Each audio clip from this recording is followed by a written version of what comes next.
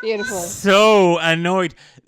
I obviously needed to refresh where I had put the video, because those missing assets had been found, and I clearly just pulled in the wrong video because I am dumb and had to change it last minute. I'll stop ranting now that we're on live on stream. Yeah. That was a thing. We all saw it. Alice, your camera is slightly off. There we go. Oh, no, you're back. Nope, it's off center again. There we go. There we go. Just a little bit over. There we go. A little bit To down. the left. A little bit down. Too much. Too much. Take it back. Too much macaroni. Oh, there we go. Fixed it. Perfect. Aside from the missing assets, how is everybody doing? How is our Monday evening going? You'll notice that we are missing. We're missing Emma, and we're missing Richard. Over here, maybe? Emma is still away on holiday, and Richard is under the weather. So to Emma, I hope you're having a blast. To Richard, I hope you feel better soon. But I am joined this evening by Eilish and Kat. How is your Monday going, guys? I slept all day. Good. Yeah. Today was my day off from everything. No drawing, no thank you. Nice. Eilish? Good. I had to work like a big girl. It's been a while since I did that. So. Ugh. Yeah, we're coming to the end of the school year, so I'm getting ready for audits. Such a fun part of the teaching job. But no, it's been great because it's kind of a chance to kind of see how students are doing and how they're getting on with their work, and yeah, kind of almost there. A couple more days and we're finished.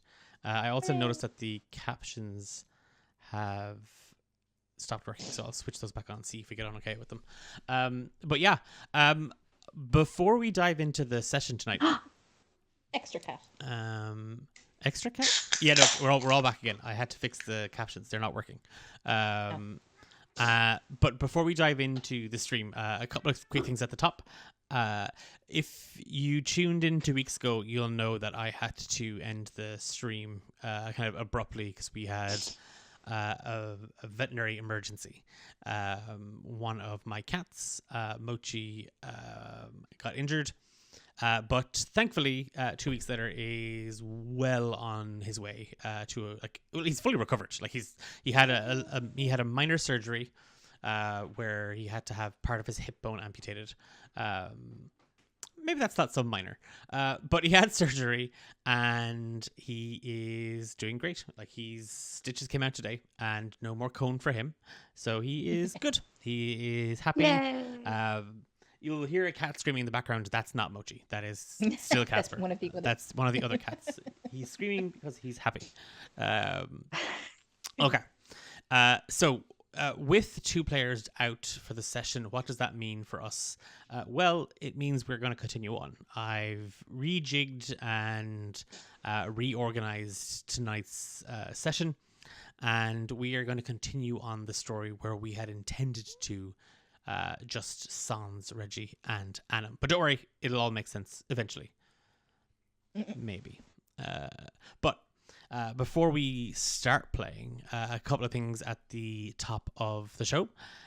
If you're new here, welcome along. You can catch all of the previous episodes of Beyond Horizon's Edge over on our YouTube channel, along with some of our other stuff, because we are D8 Dungeon. We are a group of Irish tabletop role-playing gamers who love telling stories and sharing them with people. This is one of a handful of live streams that we do here over on Twitch, and we also produce and broadcast an award-winning, because I'm going to get used to saying that, an award-winning podcast series called Romancing the Dungeon. And you can find that on all major podcast platforms. Another thing to mention is our Discord server, and there's a link to it just kind of into the chat. We are in the middle of organizing. No, we're not in the middle. We're at the start of organizing this year's. It's like, for who? I'm in the middle of organizing. We are at the start of planning for D8 Dungeon Drive, our annual TTRPG fundraiser. And we dropped the link for applications for game masters, players, volunteers over on our Discord server a couple of days early. So if you want to participate in a game of D&D or one of many other systems, I think last year we only ran one D&D game in the entire 2.5 days. There was only one game of D&D. Everything else was just other systems. No, that's a lie. We ran 2 D&D games. We had random DMs and we had a game from Girls Run These Worlds as well. So yeah, if that sounds like your cup of tea and you want to get involved, head over to our Discord server and you can check all of those details out. Their applications only opened yesterday, and we always have a nice few already, so that's kind of cool to see. But last thing to mention, and then we are going to dive into our story this evening, is one of the sponsors of D8 Dungeon, one of our good friends and purveyors of amazing TTRPG goodies, Mystery Dice Goblin, the premier D&D Dice UK shop, with a booty load. Why did I say booty load? A trove. A buttload. I meant to say buttload. But I said a booty load. Booty load. Yes, a booty load. Mr. Dice Goblin. Got a boatload. You can have that as your new slogan for your business. But if you use the code D8 at checkout, you will get 15% off your order, and a portion of the sales come back to us here. I'm aware that the captions hasn't come on just yet. Booty load equals me when I eat lactose. Oh, I can't believe it. Oh dear. I read that out loud. Whoops. I've reset the captions a couple of times. I will keep an eye on them, see if they pop back up, but I think we might just be having some issues with our call and the captions coming in. So Everybody talk really slowly. apologies. Maybe that's what it is. It's not that, is it? No. Can't keep up with your Limerick accent. Yes, it's so strong. But yeah, if you need some, if you need some dice or TTRPG accessories, some cute little enamel pins, then you head on over to MrDiceGoblin.com and use that code D8 and get your hands on some amazing goodies. And like I said, we get a portion of those sales, and that goes to helping us pay artists and buy music for our shows. So you get dice and we get to keep making awesome stuff for our content. So it's a win-win for everybody, and we also help a business. So yeah, good. That's it. That's all. Let's play. That's all I have. I think it's time we start playing. And we didn't get to the recap last time. Did we not? I can't remember. Did we do a jump around? No, that was before that. So No, we did the Dayara one. I think we only got partway through it. yes, when I got Okay. Before we had we commandeered it yes. and we took over. That went real well. I didn't watch that. We talked about pockets. It for went the best. great. Yeah, I didn't watch it. Don't worry, I didn't watch it. Immediately deleted off the internet. Okay. No, our pocket podcast. I tell you what. Will I roll a? Like, I don't have a coin on me. We can just make it a collaborative effort. Okay. We'll start with Dayara, and we'll finish with Mooney. And we're gonna just start with y'all heading into the cavern. Oh yeah. Okay. So we got into the cavern, and There was lots of water, and we were scared that it was going to flood, but we decided to keep going anyway because we have no sense of self-preservation. And And also, you had a task then, to do. You had to go rescue. oh You, yeah, you, you we know, had to find those those new people, recruits. Yeah, yeah. those lovely burdens on our life. So then we, oh yeah, then we heard chattering that sounded like Knowles, and we came across Sunny, but Sunny wasn't Sunny. He was giving us sketch vibes, so we got sus. And then when I asked him a question that he didn't actually know the answer to, Sunny mysteriously changed form into an owl. And that was when we had to roll initiative. And I don't take notes when we're in initiative. Oh, we'll just stop. Oh, I think I do. Okay, so we're going to go over to Mooney to take us through the battle. Okay, where are we? Oh no, I lost my notes. There we are. Session 5. Yeah. Okay, Sunny the Furbolg was wounded and emerged from the darkness. Blah blah blah. The Sunny changed into a gnoll who slashes out. Con save. I'm bleeding. Lost Bigby's hand. Sunny's body changed, and then I wrote to wall, but then I scored that out, so he might not be on a wall. Adam finds Brassica, fear me and no despair, free me and know yourself. Coin around Brassica's neck, vaguely familiar to Adam. Three ovals interlocked, bird on opposite side, hope springs eternal around sides. It fits into the recess of the tomb, and Adam rages. And no, he threw Brassica against the wall. I forgot about that. And inserts the coin. The tomb opens where hope comes to die. Biersad is dead. Big Noel polymorphed into Badger. Rush of wind. Water splashes into cavern. Byron runs out. And spills into view. I don't know why I wrote that. I think that's when my migraine hit. Okay. And then I was off work the next day. So that was that. That's why I wrote that weird thing. Adam Grey hand pulls a form of smoke and mist from a tomb. A woman, hope springs eternal, withers and dies, despair. I don't know if that was part of the game or if that was just me having a migraine crisis. Despair at your mic. Withers and dies, despair. A Gorm lives again. Omar, I beseech you. The gang wake up. Adam remembers everything. Oh yeah. We're the So note takers. Only Adam remembers. None of the rest of us remember what happened in the Knoll Cave. Correct. No. Insane. And that is where we left it. We left it with a knock on your room doors and you being kind of summoned awake. And for Diara and Mooney, the bed. The bed's Mooney for you. The bed's a little small. Diara for you. The bed's a little hard. It's a little uncomfortable. There's only one pillow. The blanket's scratchy. The room smells a bit musty, and there is just an awful lot of clattering happening outside the door.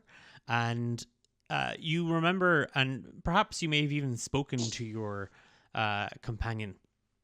The pair of you were sharing a carriage ride late last night when you arrived on the island of Inishtarug to Canuck. You've discovered that your travelling companions had also been invited to apprentice at Byron Oakenshiel's guild, the Summer Keep. And here you arrived well into the night last night, and with nothing but sleep on your mind as you were escorted inside by a half-asleep halfling gentleman who yawningly introduced himself. And I'm actually going to yawn, and it's not because of a character. It's because I said yawn, and now I have to. Having kind of been escorted and shuffled inside, the pair of you were brought to your room. your bags, and you're like, it's like, oh, where are my bags? And as you look around, you see them that they're just next to the cot that you were thrown down in. There is a small bleed of the light from outside cracking in through some old curtains that hang against a very narrow window. You can hear the rain dropping and kind of pattering against the thin pane of glass outside. All the while, there is still a on your door. That was very surround sound. I did enjoy that. Oh, stereo. I give myself inspiration. Can he do that, judges?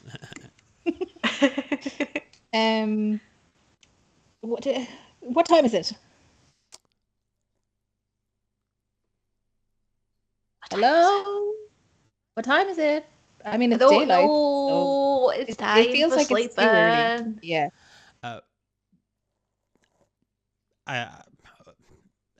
Diara, Mooney, you're both decent, I assume.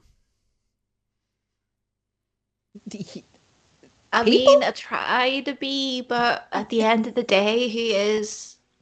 Yeah, we all have our flaws. I mean, in the fashion sense, as you hear kind of the door, the door handle actually rattle. Oh, my fashion is more than decent. Thank you so much. Meh. And then she just looks at Mooney. I have a question. Yes. So we sleep in bunks, don't we? Yes. I always imagine that we've bunks in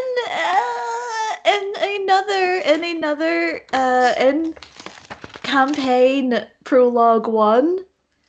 Minnie carved above on the bunk above. She carved into the wood Lord Brassica of the Beyond Wilds. Is that still there? There's it's that thing of Mooney, as you're kind of looking up and you can hear Diara moving in the bed. You look up, there's the timber frame. It looks old. You can definitely see that this is obviously, it's hardwood. This has actually been handcrafted. And as your eyes kind of draw and scan the actual the timber itself, give me a perception check. As the door opens a crack and you just see two beady little eyes kind of staring in, looking down all the while from behind some glasses. We're not dressed. Oh, dirty 20. There's Nice. you're not really sure what you're looking for, Mooney. It's just like your eyes kind of trace the timber, and it's kind of a bemusing thought that comes to the front as you hear Byron, that halfling man, call out from the door. You can kind of almost make out the head of a badger. Just it's just the way the wood naturally forms that you can clearly see kind of like a little that looks like the little, that would be the kind of the long black stripe, and you can kind of see where his little snout would be, but you don't see anything carved into it. Just a picture of a badger. Yeah. Okay. It means nothing to Minnie, but I just, as a player, wanted to know. Thank you. You're okay, right. I beg your pardon, ladies. It's been quite some time since we've had recruits of your disposition at the Summer Keep. You're obviously all are welcome, but Miss Sapris is down in the kitchen, keen to meet the pair of you. So if you could do us all a favor, me especially, would you kindly see to getting yourselves ready for the morning, and we'll speak at breakfast. And the door closes very quickly. Minnie just slides her two big, massive feet out of bed and plumps them down and puts on her little bonnet. All right, I'm ready to go. She's like fully dressed from the night before. you know, Diara has like curlers in her hair and is like in like a silk pajamas that she definitely paid for. And she's going to get up and just go to the wash basin and like wash her face and do her hair and take her time getting ready. You can, you don't have to wait for me. But I want to wait. I don't want to go down by myself. Okay, I'll hurry then, I guess. And she does not. So she just takes her time getting dressed. All Minnie has with her is just a couple of spare little farmhand dresses and her little tote bag. And like her big little, she brought her like little shepherd's crook with her. And she's just standing there with it, with her little tote bag, just ready and raring to go. Does she ever spell book yet? I don't think she would. Would she? No. Yeah, it's that thing, Mooney, as you like as you kind of stand there kind of eagerly watching, wow, God, does it take a lot to look like someone that like Diara looks like, as she wipes and scrubs and preens and prunes, and pinches her cheeks, and again, it's that a kind of a thought comes to mind of, I wonder if there's like a, I wonder if there's a spell that can do that. Like if there's a, that could make that would be really handy. Like you'd save so much time if you could just instantly fix everything to make it look, good. And again, it's much like the knot in the bed frame. As you kind of look up at it, that thought comes to your mind, and it sits there very sort of comfortably. In the way that I think maybe Mooney has a lot of these kind of intrusive thoughts that like she thinks of something and it's that maybe it's that thing of it's there, and for most people it would be kind of a passing notion, but for Mooney it might be something that kind of crowds to the front and stays there a bit like noise. And after what, 20 minutes, Diara? You see that the young tiefling woman is kind of ready, and sauntering out past you. The pair of you make your way out of the musty old room into quite a long, winding corridor, and you can see a handful of doors opposite. And beyond them, you can hear kind of a commotion and conversation as others seem to be getting ready. But they're standing at the top of the stairwell that you had kind of found your way up last night. You see Byron, and he's gesturing down, and he kind of slowly starts to slink away, as he sees the two of you have kind of arrived.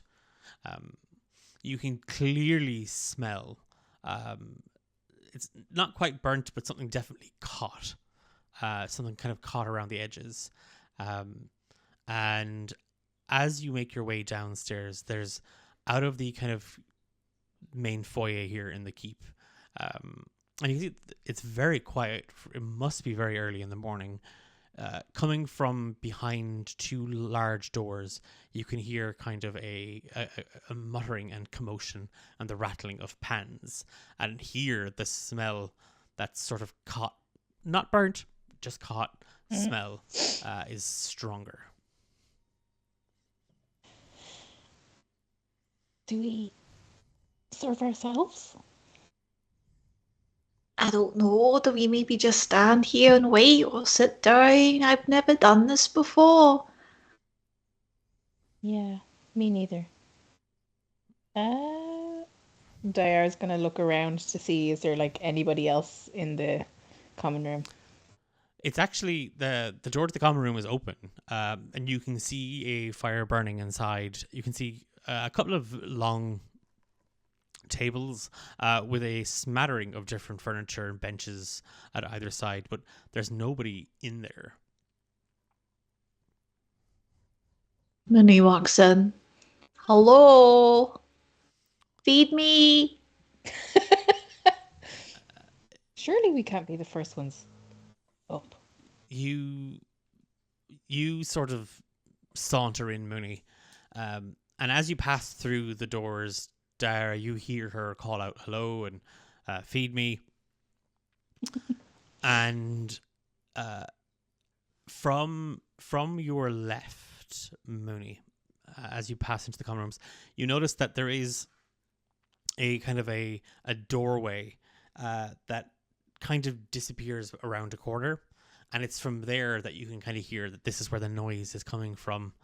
And just as your voice catches on the air, the clattering stops, and you hear footsteps, rather heavy and quick, on their feet, coming towards you, sort of slapping against the hard tiles. Mm-hmm. Cast mage armor. Within a couple of seconds, standing in the doorway, covered in what looks to be like some kind of batter, like half kind of splodged on her face, her apron covered in flour, her hands covered in flour. You see a middle-aged woman. Her hair kind of up and tucked under a small flat cap, but you can see kind of spindles of soft brown hair and the odd kind of strand of grey tucked and tidied up with it. She stares at you from behind a heavy set of glasses. Well, which one of the two are you? Introductions, please. I'm Minnie. I was brought here because I'm a nuisance. I was told there would be sheep. I've yet to see any sheep or food. Please feed me. Well, you'll be seeing plenty of sheep, and there'll be food. So I won't be one to disappoint you. I'm Eileen. Nice to meet you. You can get up off your arse and you can follow me back into the kitchen. Don't worry, you're on time, so I won't give you the bad job. You can follow me. Dara, help! Dara's kind of loitering by the door and will immediately follow. You're gonna Minnie slip in. Yeah. follows after Miss Sapras, sticking close to Diara. As you again, that hallway that she kind of emerged from, there is just a sharp turn right and then turn left again, and you're standing in quite a decent sized kitchen. Mooney, it's the biggest kitchen you've ever seen. In the middle of it, there is sort of a central counter on which there are lots of various different forms of food in the process of being cooked or baked or put into a pie, or deconstructed out of a pie. There's a mess of pots on the far back corner, and that smell is so much stronger here. There is clearly an acrid smell of smoke catching. Is it supposed to smell like that? Is what's supposed to smell? Oh, Jesus! And the woman kind of scoots towards one of the ovens, opens it, and there is just a plume of smoke and steam. Smoky steam, steamy smoke out of the oven. Heavens, heavens, heavens, heavens, heavens.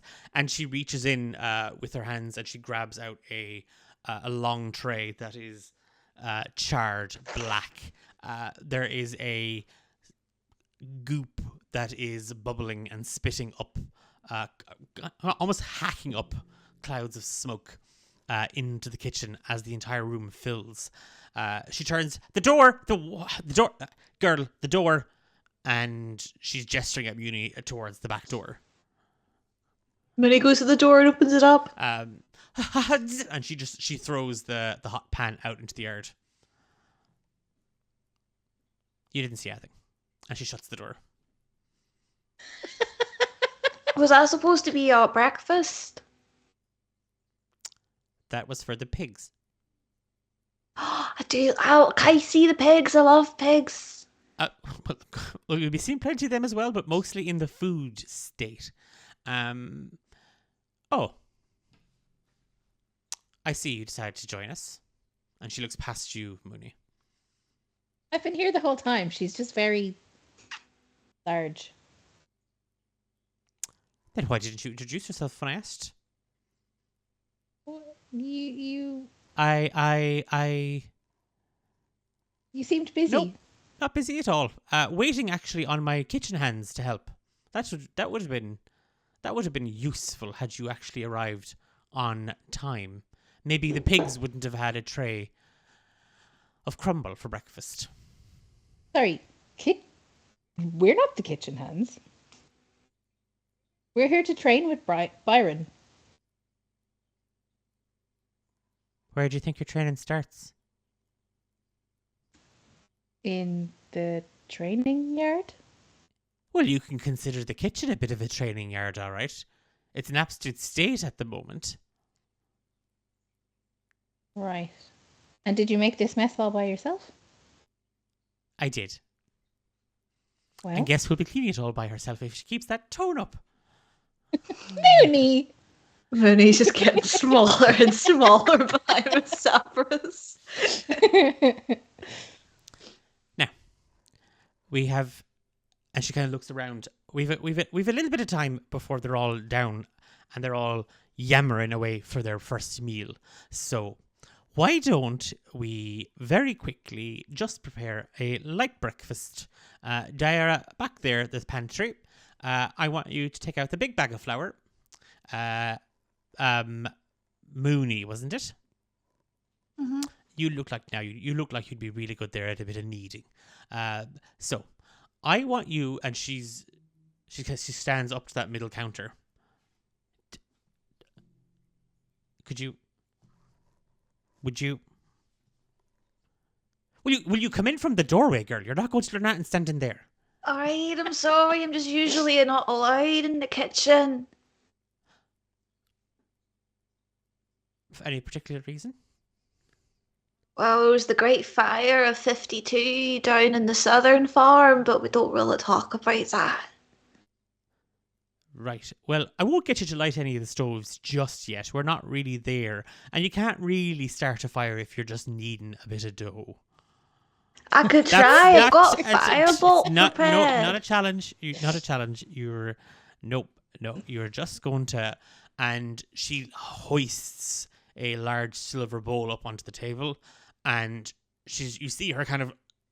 She's struggling. She puts the bowl kind of down, kind of resting it between the table edge and her hips, and she rolls up her sleeves, and she just on the count of, and she tops it over, and there's just kind of a slop sound as the very wet dough slops out of the bowl. Well, where's the flour?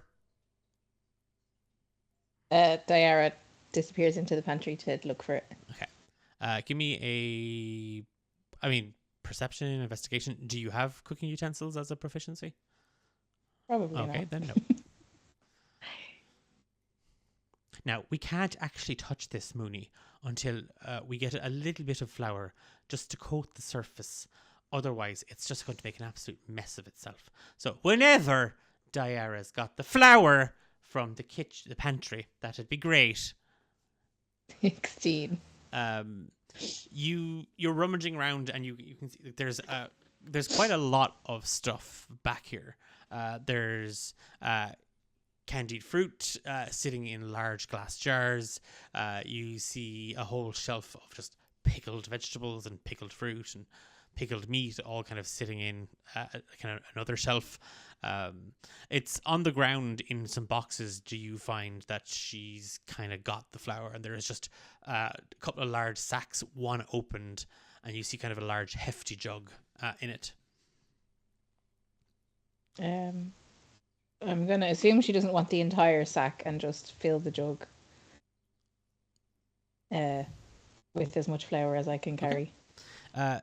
With a jug full of flour, you kind of come back to the kitchen. Oh, well, I thought you'd got lost back there. So, Mooney, if you want to take the flour off of... your name's gone. Diarra, great. Now, Diarra, while Mooney and I are actually making something to eat, why don't you get started? And she gestures at the pots and the pans at the back.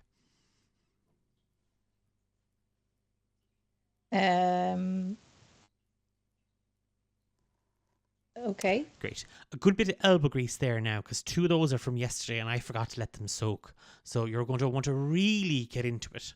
I mean, one of those you'd probably be able to climb into anyway. Yeah, get down into it. Now, I don't want you taking off the coating on it either. Those are fairly, they're brand new pots there, some of them. So make sure you don't strip off any of that good. Yeah, no problem. Now, Mooney, it's all actually in the elbow. So you're going to want to, and she takes a handful of the flour and she just smashes it across the top. And then she immediately kind of punches her whole fist into the heap of dough.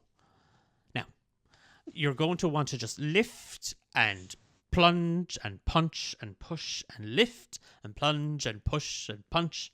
And every so often she kind of takes another scattering of flour. I want to be very liberal with the flour at this stage, because we don't want this to be a very dry roll.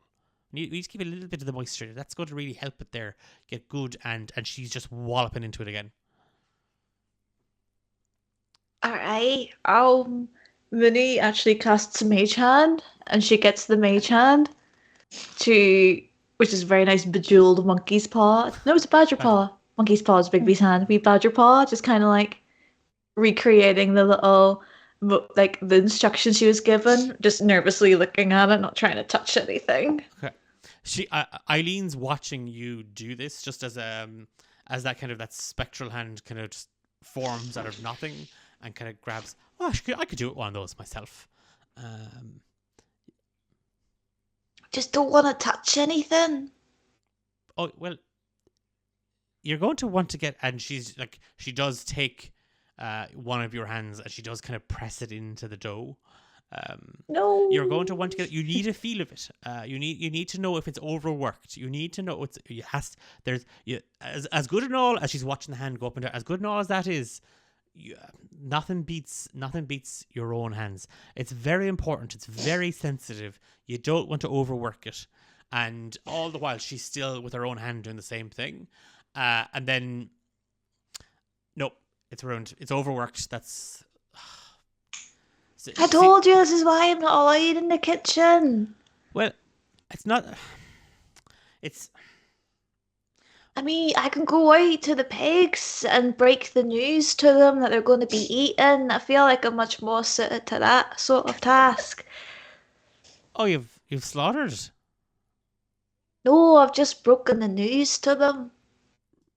Right, and you did that because. Well, even pigs need a wee bit of bedside manner. I mean, they're alright about it, I mean, but still, you kind of just want to let them know, okay, so here's the day you're gonna, go in big piggy heaven. Ice, there's no chance of, right. burning anything. I'm just going to have you peel some spots. Why do you not break the news to the pigs that they're going to piggy heaven? How are you getting on with those pots? The pigs don't know about piggy heaven. Mooney, I don't think there is a piggy heaven. There is a piggy heaven. Is there separate heavens for every animal? No, but I've told all the pigs they're going to piggy heaven. Don't make me out to be a liar, Diarra. How do you know there's a piggy heaven? Because why wouldn't there be? Diarra, as you are elbow deep into a cemented on stew, this is kind of maybe the third conversation you've had with Mooney. You heard her talking to the others in the carriage last night when she did choose to speak. What's your initial read of her?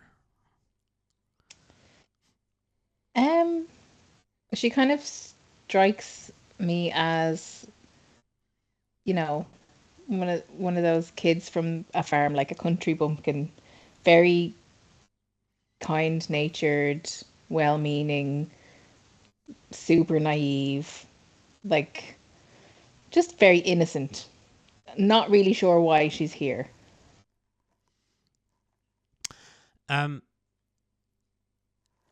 Eileen kind of wonders, like, it's the thing is, as you're kind of lost in thought, and the thought is, do pigs actually go to heaven? And what the hell? Like, is this really, like, it's day one, and you are scrubbing pots and pans.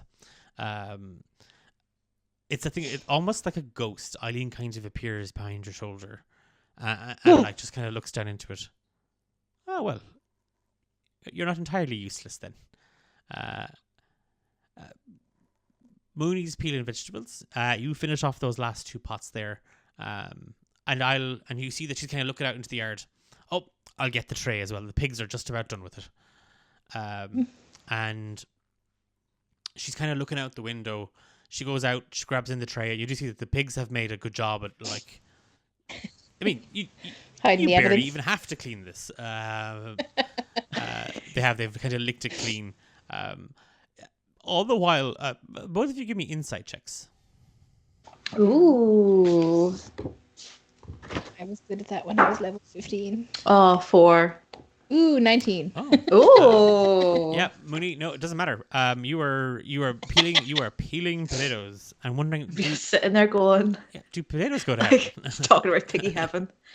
I mean, if there's no piggy heaven, I mean, that means there's no piggy hell, and I suppose that's a good thing. Nobody's responding. Like, it's that thing of, like, Eileen is just kind of humming away. You are lost in thought, and just that one thought. But Diara, it is that thing of you're doing anything just to kind of, like, distract yourself from what you're doing. I mean, you're literally cleaning a baking tray that small little potbelly pigs just had breakfast out of. She was going to be serving you breakfast out of. How many of these pots has she used as some sort of food bowl for the farm animals? And as that thought kind of encroaches and the panic begins to set in, you turn your attention to Eileen, who is, I mean, at the best of times, she strikes you as somebody who's going to be quite difficult to work with because she's a little prickly, but she does seem a little preoccupied. Miss Sapris, What? is everything okay? Why wouldn't it be? I don't know. You just. Are you thinking about piggy heaven? She shoots you a look, Mooney. You're not peeling those properly. I don't want to see a single eye in those potatoes. They don't have eyes. You see her roll her jaw in sort of a... there's a sense of deja vu, Mooney. That's like... You don't know if it's just that it's a look you get often, but there's something familiar about the way you see her sort of tense her lower jaw and just sort of like... you see the muscles strain in her neck as she tenses up, and then her jaw kind of rolls as her attention turns back to she's now kind of dividing up the dough into smaller batches. Have we had this conversation before? I mean, obviously not since we just met, but I feel like we've spoken about piggy purgatory before. I think Eileen just has that. Sorry, can I call you Eileen? No, you can't. You'll call me Miss Sapris. I think Miss Sapris just has that kind of face that you see everywhere. Are you calling me common? I didn't say that. I just said you had one of those faces. I might not have a big fancy education, Diara, but I can read between the lines just as well as I can read the actual lines themselves. Okay. Now, I think it's about time the pig's slop tray got cleaned out as well. And since you've shown yourself to be quite deft at cleaning messes, why don't you head out into the little pig pen there yourself and give it a good scrub? Lucky. Mooney, you want to help me? I can tell them all about Perky Piggy. You Then he stops peeling the can potatoes. get to setting the table. I'll get the potatoes on. The tables outside need to be set. And we can then see about getting started on lunch. Right? And actually, Mooney, while you're out there, check and see if Byron has any of my post. Compost or... Letters. I'm waiting on a letter. Alright, okay. And he takes a couple of plates and goes outside to set the tables outside. Hi, pigs! There's, as you head out, Mooney, you do see that there's a handful of people now in the common room. A few who kind of give you a look, and like there's a few kind of like smothered chuckles and like stares. People kind of realize that you've landed Eileen duty on your first day in the keep. Give me a perception check. Perception is +1. Oh, 3! It doesn't matter. You're now. Just thinking about Piggy Heaven. Yeah, you are. You're 100%. Like people are having full blown conversations about you, and how long you're going to survive in the guild, how long you'll survive with Eileen. A few people trying to figure out what you can do. Someone makes a joke that you're at least dressed like a milkmaid, so there's kind of. But all of it just goes completely over your head because you're wondering. What like is Piggy Purgatory just full of atheist pigs that don't believe in Piggy Heaven? Like who goes to Piggy? They don't believe in hog. Yeah, they don't believe in hog. It's It sounds like it almost got. yeah, it's It would have been funny if it was Doggy Heaven, but okay. you've got this. Yeah, it's just completely lost in it. So much so that it's completely gone out of your head to even look for Byron to ask him about the post. Diara.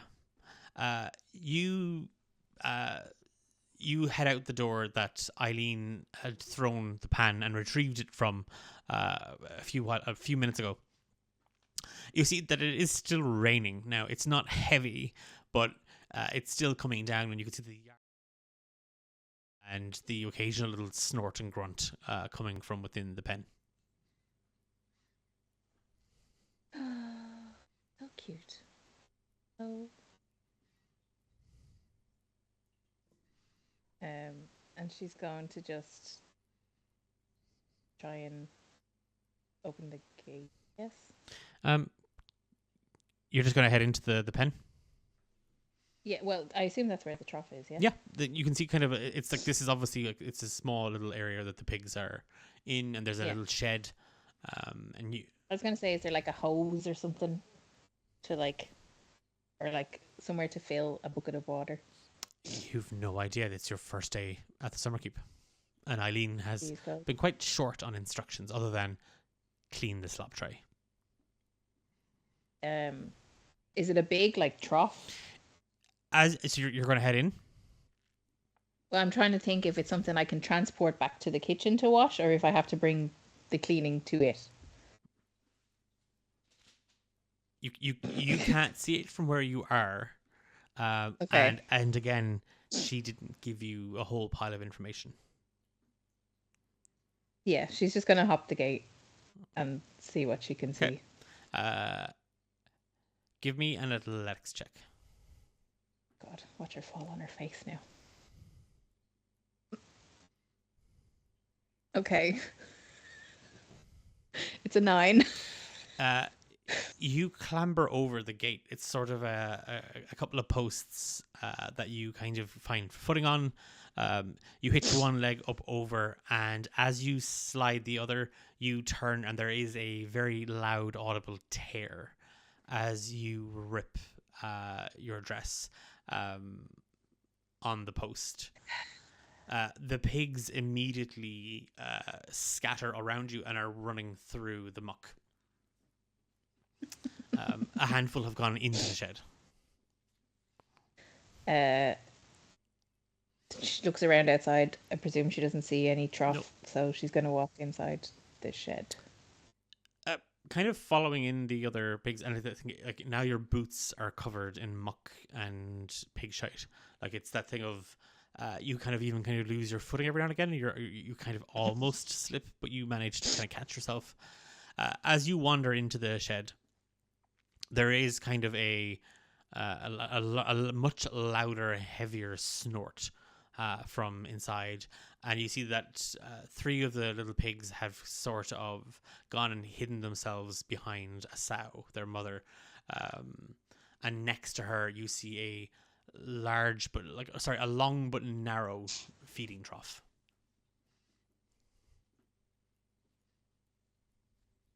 Is there like a bucket or anything around it? No.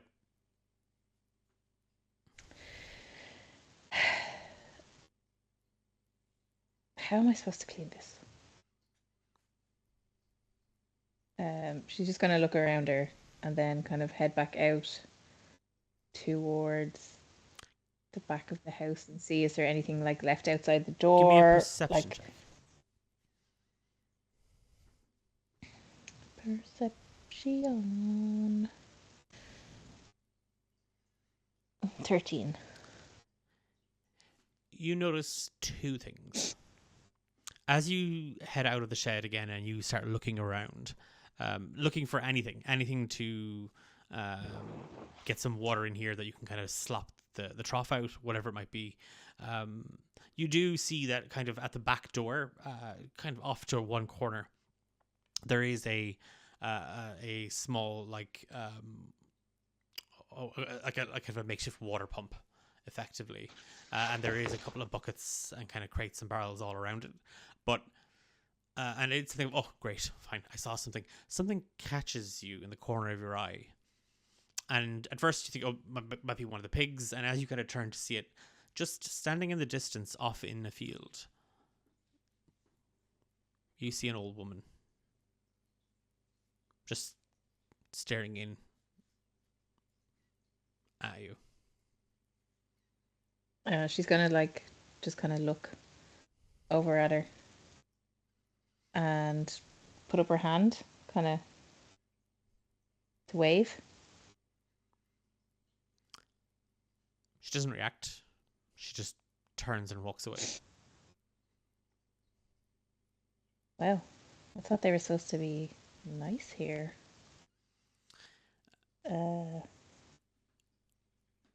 Weird. And then she's just gonna head over, kind of making a mental note to ask Eileen about her. And she goes back inside. With kind of a bucket full of water, you're able to kind of slop out the tray, and it's mostly just kind of the dregs of what they were fed yesterday or maybe the day before that have kind of stuck to the bottom. And thankfully, it's not too much work. I think Eileen maybe thought that between the mess, the rain, the pig shite, and all of that it might be enough to kind of throw you off a little. But seeing you skirting back in, boots covered in dirt and muck, there is kind of a loud tutting. You can wash those off at the door. Where is that? And she's looking around. You don't see Mooney in the kitchen, Diara, as you clean off the muck from your boots. And just as she's about to kind of let out a holler, Mooney, you step back in, having set a table with some plates. Well, what did Byron say? He asked if we were decent, and then when we were able to come down. What? That's what he said.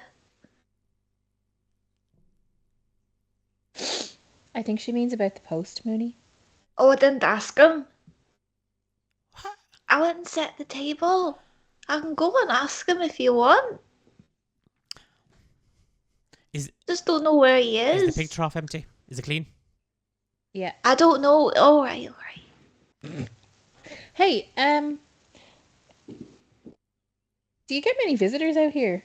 Do we get many visitors at Yeah, at, at yeah, like Summerkeep Guild? The yeah, legendary like guild established by Byron Oakenshield, one of the fabled no, heroes. but like Do we get many visitors here in the creepers that Spheres? like come and like stare and don't actually say hello or anything. I saw an old woman out the back and I waved at her, but she didn't. I don't know. Maybe she didn't see me, and she just kind of left. It was a bit weird. I'm starting to feel one of my migraines coming on. Oh, I Oh. know how that feels. That's unfortunate. Right. Well, the two of you have been absolutely useful and a great asset in the kitchen. Why don't you continue to be assets elsewhere? I think we're out of sugar.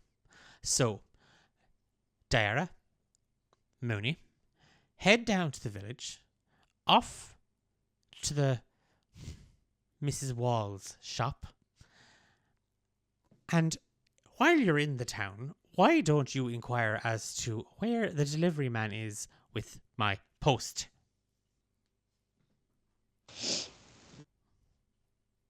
Okay. Which way's the village? Out the front door, down the road, straight to the bottom of the hill, turn left. Less than quarter of a mile. You can't actually miss it, though for all that's lovely and good and wholesome in the world, if you get lost, don't come back. When he gets small. Oh, Diara's just gonna put her hand on Mooney's back and be like, "Let's go." Alright. The mage hand is still in the back, kneading the dough. Oh my god. I think it's a bit overworked Yeah, now. the dough has a 6-pack. Yeah, it's that thing of Dara, as you kind of escort Mooney out of the kitchen, you do see that there are a few people in the common hall. They're mostly kind of filling up on small little kind of bread rolls and some fruit, some cheeses and stuff that are out on the tables. They are kind of looking and pointing at the At who? at the pair of you.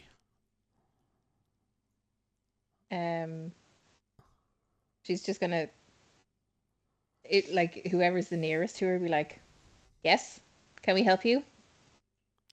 Actually, my tankard's a little empty, and the half-orc woman just kind of like half slaps it. Perhaps you could grab the jug from the counter there. She's going to hiss at her and head for the door. There's a snicker of laughter from the table that she was sitting at. As she gets up and she goes to the sideboard herself and kind of pours it.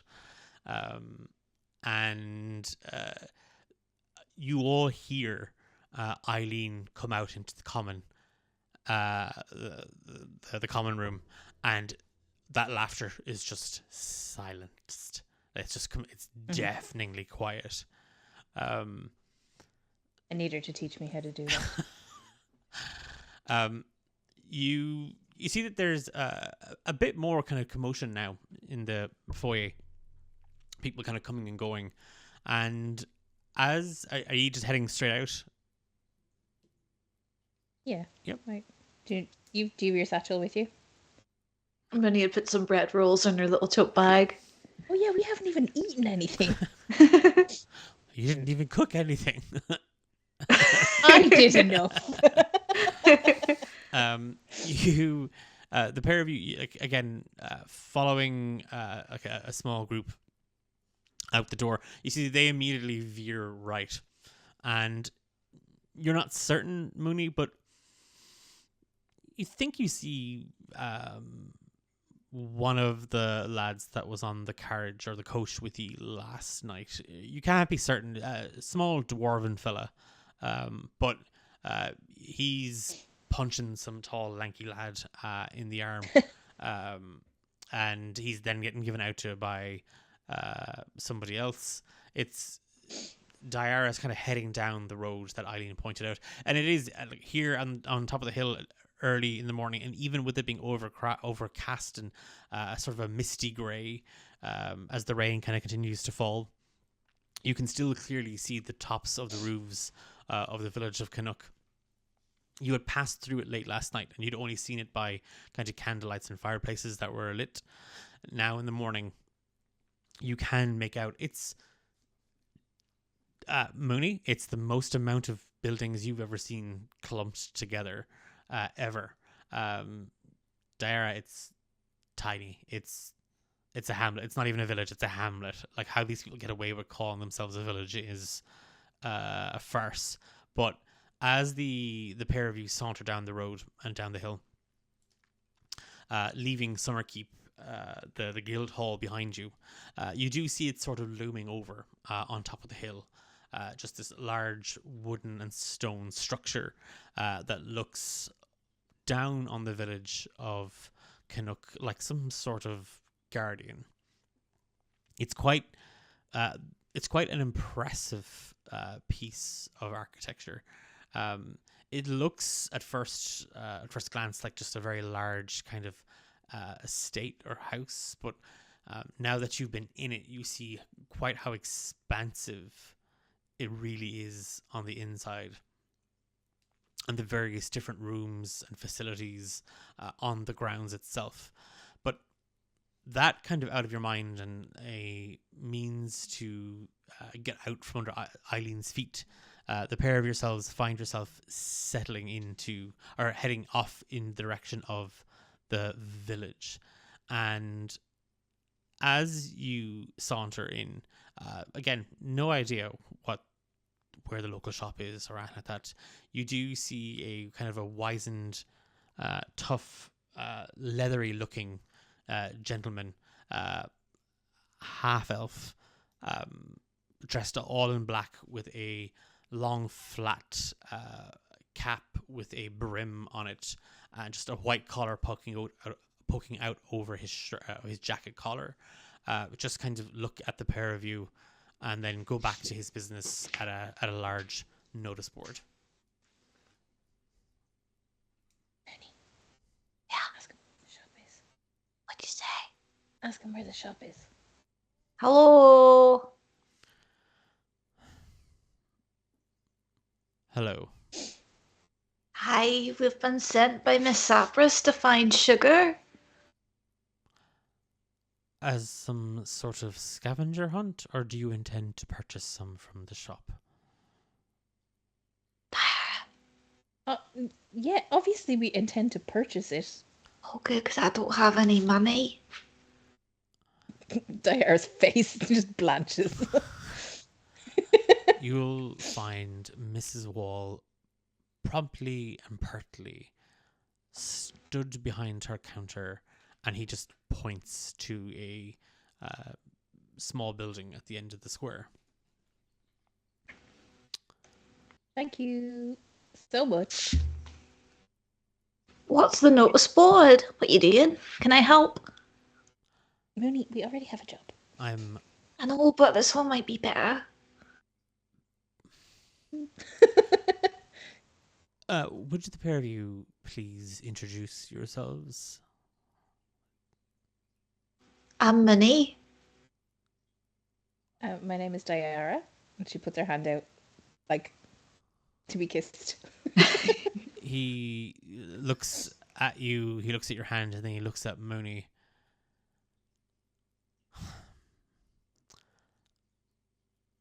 You two came in last night on the carriage? Mm-hmm. That's correct. Wonderful. Another delegate of recruits for Byron's little experiment. Well, allow me to introduce myself most formally to you ladies. I am Townmaster Richter. I run the village of Canuck. I keep a very, very, and he leans into the pair of you, watchful eye on the guild, and what new recruits, and his eyes dart between the pair of you, get up to.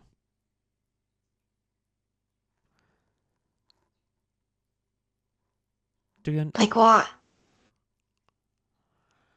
Yeah, it doesn't seem like there's much to get up to. Devils make work for idle hands. Best the pair of you keep yourselves busy. Now, you said you were off to get sugar from Miss Sapras. The woman doesn't like to be kept waiting. Yeah, it's actually kind of true. And we're also sort of looking for the postmaster as well. There's just a tack sound as he hits the flat of a small nail onto the board. Well, it looks like we're not the only ones looking for him, and he gestures to the small little poster on the notice board. What's it say? Missing. Postman / delivery man. Tobias Outfield. Any information to be delivered to Town Master Richter. Is there a picture? There's a kind of a crude drawing. He's a half elf, middle-aged, quite a scrawny, lanky-looking chap. Very sort of gaunt features.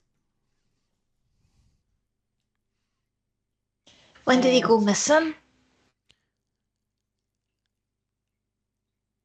Excuse me. Do you wish to actually be useful and find him? I mean, I suppose there might be some form of award for finding him, and then we can use that award to pay the sugar, and then go back, sort of like a quest chain. His hand just glides down the paper, and he points to a thing, 30 silver pieces for any information. Diara, how much is sugar? Not 30 silver pieces. So we can buy loads then. Yeah. And then we never have to go get sugar again. I doubt that. Well, when did he go missing, Mr. Richter?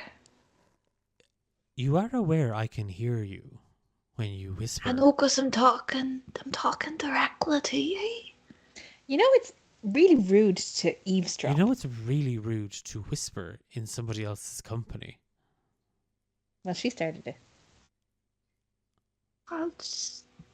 Or have they not covered that in your guild No, so classes? far we've just been taught how to take care of pigs. Because I learned how that to makes you a knead good bread. adventurer.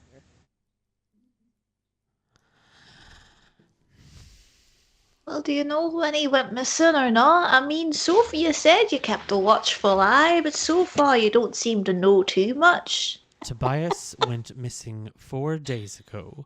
Canuck has not had a delivery, a letter, a package, so much as a notice beyond the one that I've had to hand draw myself. Oh, did you draw that? It's very good. Thank you. We haven't seen Tobias. Do you mind if we have this conversation indoors? It's just, I'm not really a fan of getting rained on. That's great. No, I just really like that picture. Could you draw me?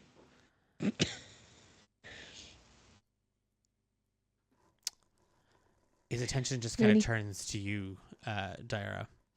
If either of you are actually in any way, shape, or at all bothered, interested, behooved to search for Tobias, you will find me, and he gestures to the door, here in the village hall, and he steps inside, closes the door, and as quickly as he closes it, he opens it again.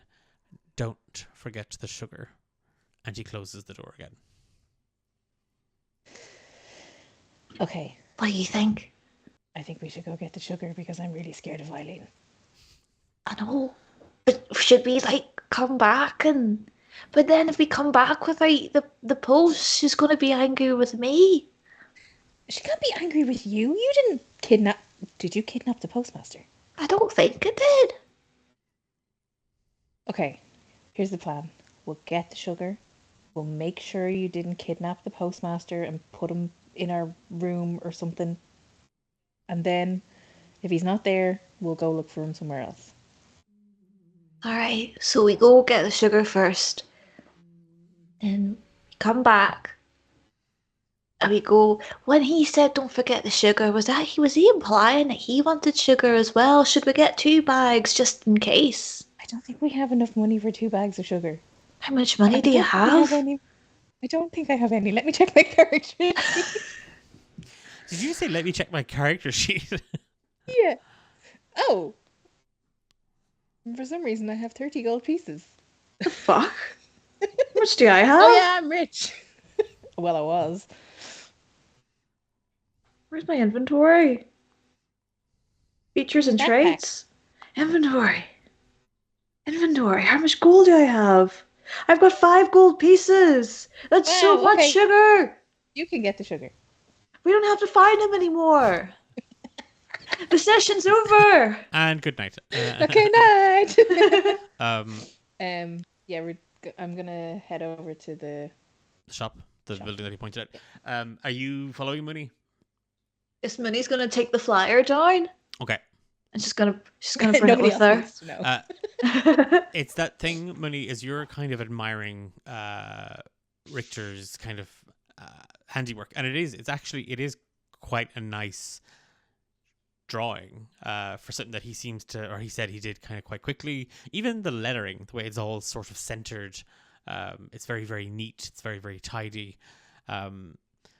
It's one of those things where you kind of find yourself lost in it. You look up and you see that Diara is heading across the village square towards that small building that Richter had pointed to a little while ago, when you go to turn, and just sort of crossing your path, you see an old woman just glare at you.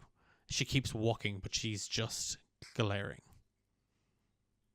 Dara, Dara, look over her shoulder. maybe I did take the postmaster. Does she see Like- the old woman? For a moment, she kind of slips between kind of two of these small little buildings here. That's the one I saw in the field. Weirdo. The visitor. I mean, I guess she lives here. Does it Did count you as a take the field? postmaster? No. Where would I put him? I don't know. When would I have taken him? We only got here last night. Do Minnie and Dara remember anything before the cart? You remember, like, as in for arriving in Canuck? Like Yeah, our yes, lives yeah. before. your life. Yeah. Okay. I don't Yeah, know. like- It's that moment, Mooney, where, like, as you ask Diara, did you take him? You realize, and it's the first time really that you've actually had this thought, as it kind of just bubbles up. You don't know Diara at all. You don't know she could be capable of snatching a postmaster. Where'd she get all that money Where did she from? get all that money from?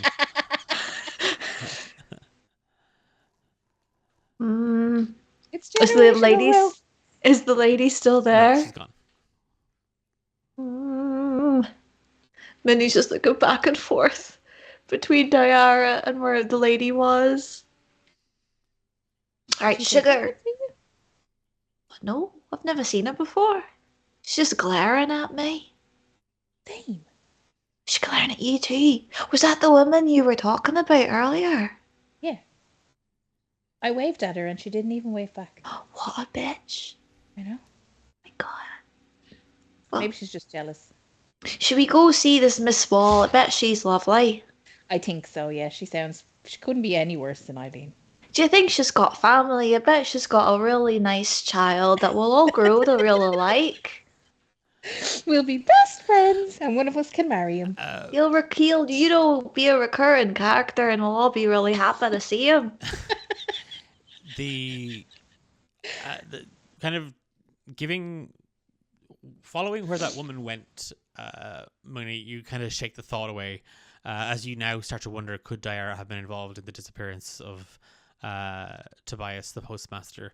But you catch up to Diara, and as the pair of you cross, you do see that there is um, a small pub called the Old Mare, and you can kind of hear a bit of chatter coming from inside. But you come across you head to the little building that the man had pointed to, and you see just sort of embossed above the door, you just see Wall and Sun, and there is some very faint decorative flowers sort of carved and then painted on the walls, a little bit faded, but you do see that whoever owns the building, whoever owns the shop, has been trying to kind of keep up some level of care and attention to it. As you step inside the door, there is a little ringing of a bell, and you just hear coming from somewhere in the shop a voice. Be with you in a moment. Bernard, sweetheart, we've customers. Diara has a visceral reaction to that name. You do have there is a case of deja vu, Diara, where you're like, ugh. And it's like, do I know a Bernard? And he's like, what? And you just, Mom, I'm in the middle of studying, and from a small doorway, he's tall but definitely portly fella with just a mop of brown curls sitting on top of his head. He's wearing a heavy jumper and brown slacks, and his face is buried in a book. What do you want? Sugar. It's over there in the bucket. Diara's gonna cock an eyebrow at him. When he gets the bucket. He hasn't. Are we just supposed to take the whole thing? If you want to buy the whole bucket of sugar, you can, but you can use the scoop to fill the bags. And it's at this point where he kind of lowers the book, and there's just these two swirling kind of swamp green eyes just staring out at you. Give me a perception. Persuasion. I've got a +4 in perception. Perception check. Mooney, are you literally trying to lift the barrel of sugar? Oh, barrel! I thought it was a bucket. No, big old 17. barrel of sugar. A 17. Minnie will start peeling it into the bag. Okay, yeah, you found these small little kind of heavy brown paper bags, Mooney, and you are just filling it with sugar. And Diara, as you turn your attention back to kind of him, you see that, like, as he lowers it, you notice his eyes, but then you see that his cheeks are actually glowing as his eyes meet yours. He slams the book shut, and you see that he's got like this what looks like a ghost of a beard on his face. It's like it's there, you can see the outline of it, but it's just patches, and there's one particular little tuft of it that's a very orange color, whereas the rest of it's kind of brown, like his hair, but there is just this chunk that's like red. Welcome to Wall and Sun. I'm Sun. I'm Bernard. I'm Bernard. And he reaches across the counter with a hand to you, Diara.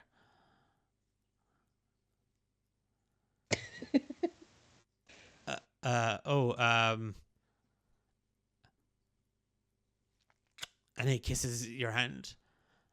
She winks at him. So that's how it started. Are you? You're new. You're really new. This is Mooney. Hi.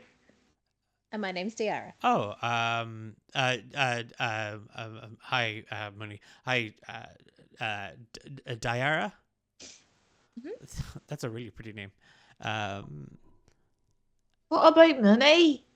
what? Oh, then. Then he goes back to shoveling Minnie's a sugar. beautiful name. It's got 2 U's. You would think there'd be 2 N's in it, but it's not. It's 2 U's. All right. Are you in the? You're with the guild? My mom, my boss, who's my mother. I'm here temporarily. I'm actually in Just helping her out. well, sort of part time. I'm hoping to join the local militia, and he holds up the booklet. I'm actually in finals. Oh wow, that's impressive. I already passed the physical. Wow, top of your class, I assume. Oh yeah. So if you ever need anything delivered, Oh my gosh, that would be so kind. yeah. That'll be actually really useful considering the postmaster's gone missing and is probably dead. What? Who said he was dead?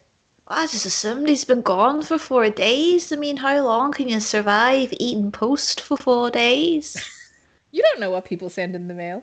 That is true. So is it just the sugar you're getting today? Yes. Unless, you've got any recommendations. What else do you have? I've got 5 gold and I'm banging to spend it. Is this? Is this for Miss Sapras? Yeah. Does she have a tab? Yeah, we can just put this on the guild's tab. Yeah. Amazing. That's super helpful. Okay. Yeah. And he kind of reaches for the bag. Minnie gives him the bag and she's just looking around everything else that she could put on the tab. What do I see? There's like, I mean, it's a greengrocer's effectively, Mooney. So there is, it's a greengrocer's meets a hardware shop. Do they have those jars behind the counter with all the They sweets do. in them? Yeah. Oh, And yeah. there's like a bunch of like brushes and shovels and stuff hanging from the ceiling, and there's different ropes. There's also dried vegetables, and there's root vegetables hanging next to it as well. There's a full bucket full of spuds. There's cured meats to one corner. There's like a pickaxe and coal scuttles next to that. There is all manner of kind of everything It's a box. that My that God. you'd want. Is there 50 feet of hempen rope? I think we have that. Then he gets 50 feet of hempen rope. So there's a reason why I have it in my inventory. She also gets a bedroll, a mess kit, 1 day of rations, a tinderbox, and a torch. Have they stopped providing you all with kit out bags? I just see it and I want it, you know. Oh, I mean, buy it now or regret it later. and am I putting this on the Summerkeep tab or? Yes. I get in so much trouble. They'll never know it was us. Bernard won't tell them. Sure you won't. I mean,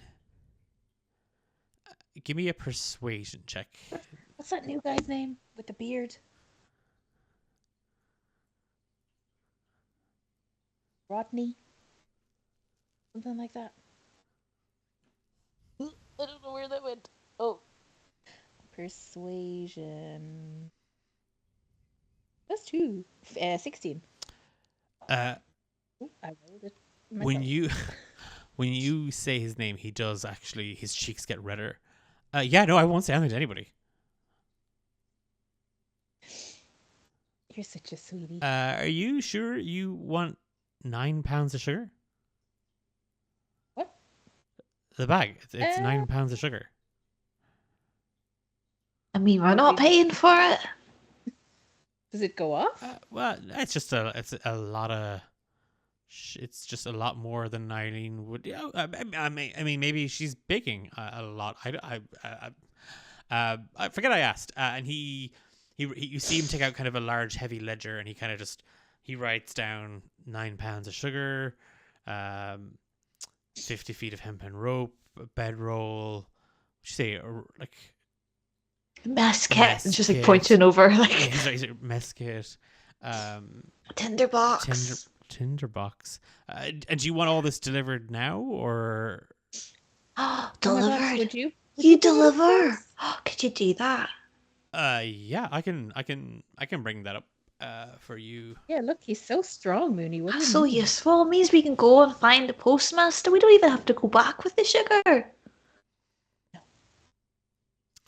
Just can you make sure it's done like soon?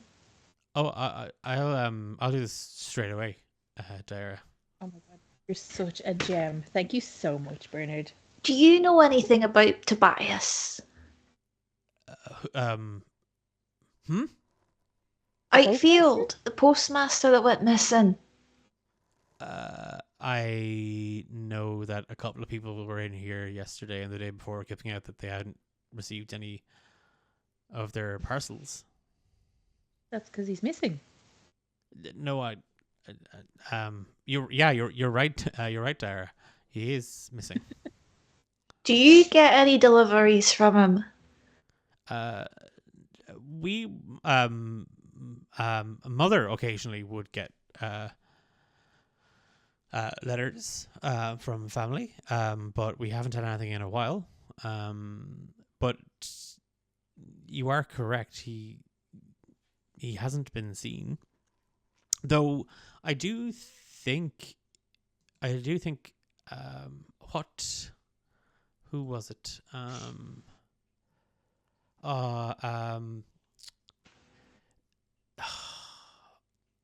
Garrick. That's who. Mrs. Garrick. She was in here 3 days ago. She was the last. She said she got her post, actually. She's. Do you have a map? No, actually. Do you guys have maps? I mean, well, we wouldn't really. But I have a map that you could borrow, and then I could come see you sometime, and you could give it back to me. Yeah, sure. That would be great. Yeah, let me let me just go up to my room study, my office that I have, and I will get you a map. Thank you so much. And he runs up the stairs. You hear overhead. You can hear heavy footsteps, something getting dragged, and then just Bernard. I've told Bernard, I'm not feeling well. Would you keep it down? You can kind of half hear something muttered. Heavy footsteps again. Something getting dragged, and then a couple of minutes later, he's down, very red faced. So, you're gonna wanna, and he opens the map out, and you see that it's a small map of Canuck, and you have kind of cutting through it. It's the road that you would have traveled on. It's called the Old Road. It travels east to west. And it seems this is the road that sort of circles the island. It's like it's just known as the Old Road.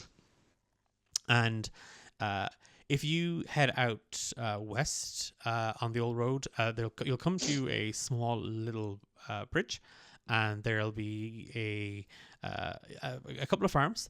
You want to head down the first left and head towards a small thicket there. Mrs. Garrick is, she was a herbalist. What's she look like?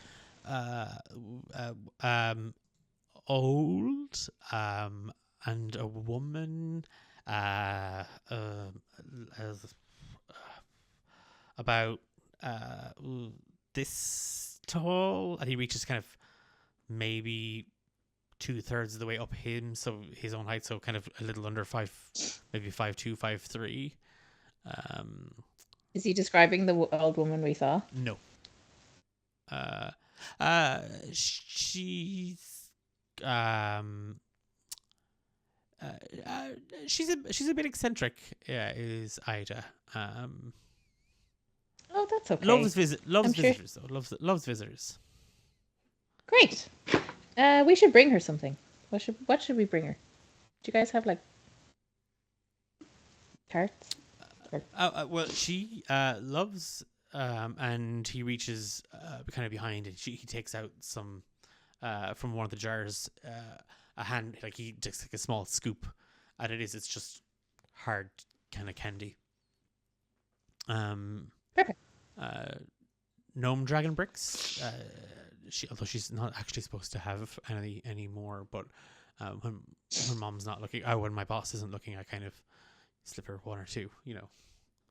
Oh, you're so bold. I won't. Does she have diabetes? I don't know. She's just old. Should bring her sweets and find out. Yes. If she has diabetes? And he puts them into a small little paper bag and he kind of hands them to you, Dara. Bernard, you have been so incredibly helpful. I can't even thank you enough. I put in an extra one in case you wanted. Oh my gosh, you're the cutest. Did you put an extra one in for me? Huh? When he gets small again. Poor Mooney. So you have a so let me just for one brief moment let me just kind of above the table for a second. Okay. Assess. So you vexed Eileen Sapras. You didn't exactly ingratiate yourselves to the town master, Richter, but you have wrapped Bernard Wall around your spindly, tiefling little finger, and you have managed to put 9 pounds of sugar, a mess kit, a bedroll, what else was there? You a whole pile of other stuff on the guild tab. He has given you his own map of the area, drawn on where you'll find that I'm never going to return. Okay, fair enough. Drawn on exactly where you'll find Ida Garrick's house, giving you very detailed directions, giving you a small bribe of gnome dragon rocks, and then slipped you an extra one as well, Diara. He's also going to take all of our shit back. Oh, and he's also going to deliver everything to the keep. for you. Free delivery. Yeah. And are you at this point just going to head out towards to Ida's house, to Ida Garrick, out the old road? Yeah, I think so. Well, and you see he's now putting everything into a kind of a box on a cart.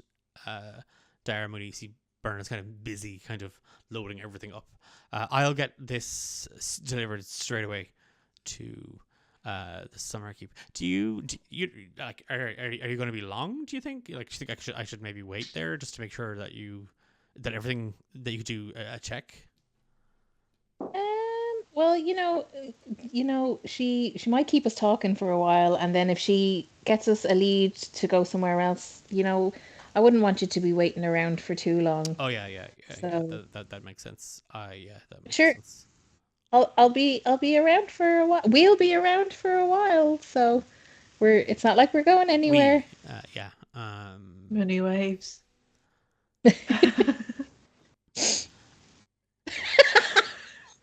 Okay. Well, I'll get this boxed up and delivered, and then you can bring the map back whenever you get finished. Then, and then maybe we can, talk about stuff. You could tell me how you found the gnome dragon rocks. Oh yeah, I will. That'll be something we can talk about. Mm-hmm. Okay. And maybe you can show me your workout. I need to start training. Yeah. I can definitely do that.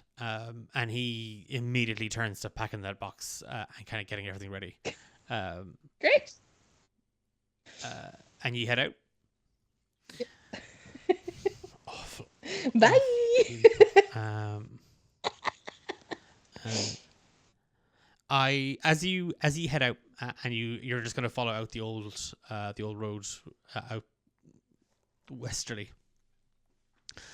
You see, the rain has kind of come to just a drizzle. It's constant and it's there, and both of you can kind of feel it clinging to you, like your skin, your hair, your clothes.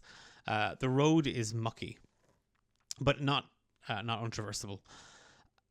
Some way outside the town, as you pass a small little humpback bridge, you see the farms that Bernard was describing when he was giving you his directions towards the Garrick's house. And you see the small little worn path, the little road, just before the first field that he suggested. The pair of you give me perception checks. 12. Ooh. 6. It's that you've been thinking about it kind of most of the way there, and you can't help yourself. You do sneak one of the little gnome dragon rocks out of and it's like kind of a hard caramel. Like it's fine. Like you've had nicer, sweeter things, but it's fine. It's nice. It's kind of like there's a nice kind of like it's the first thing you've eaten actually all day. So you're like, okay. Oh yeah. But you, Mooney, it's that thing of, as you kind of look around, you see that he said turn left. You can see at the end of the road definitely like a small little cottage. You can see kind of a small plume of smoke coming out of it. But in the fields, that you don't see any kind of animals, but you do notice on like half buried in the ditch, you see a torn satchel. And as you kind of peer down into the ditch, you clearly see stitched, now torn, just TOBI, and the rest has been ripped. Toby. Oh, this belonged to the postmaster. And Minnie just like crawls her way over and picks it up. And it's I think like as you go to like as you kind of rip into the ditch and you start kind of pulling at it, yanking the satchel out of the ditch, you see that it has been ripped open. There isn't any poster or anything in it, but you clearly see some footprints, and they are heading. They've obviously they've used this ditch as some sort of cover, but you can see 2 sets of heavy footprints and drag marks up along the side of this stream, in under the bridge and into what looks like a small wooded area. And that's where we will leave it as we go for a quick break. Okay, so we are hot on the trail of Tobias the postmaster. Let's do it. Bernard is halfway up the hill and then realizes he's after hitting the bedroll, so he's going back down to get it. We're going to grab a drink and a stretch. So remember to do one yourself, and we will see you in a few. Bye. Yeah, bye.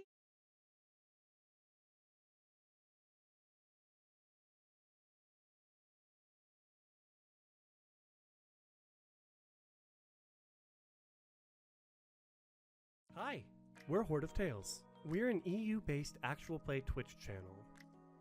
We have a long-form D&D campaign. You may note us as 1, 2, 3. 3. The plane Plane jumpers. diver. No. Divers? How did we mess this up? And we're the new home of the EU Happy Hour. Look, I placed them down where I thought they would be. God I didn't say damn. it was right. We often have short-term flights that you can be a part of. I have never heard or read a Regency era love letter that sounded more like a booty call than that. It's open to interpretation. Come add to our collection at twitch.tv/Horde of Tales. Howdy, folks. Welcome to the latest episode of Social Shenanigans.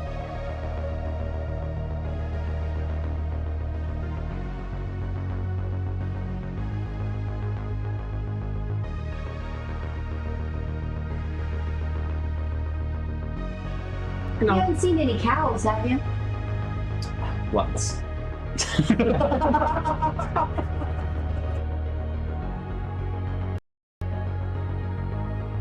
Going to cast I'm sorry in advance.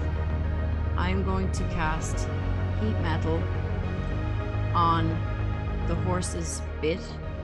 Oh. Believed to be Shark. Shark kind of pulls herself back and she's like, well, it looks like we have ourselves a game.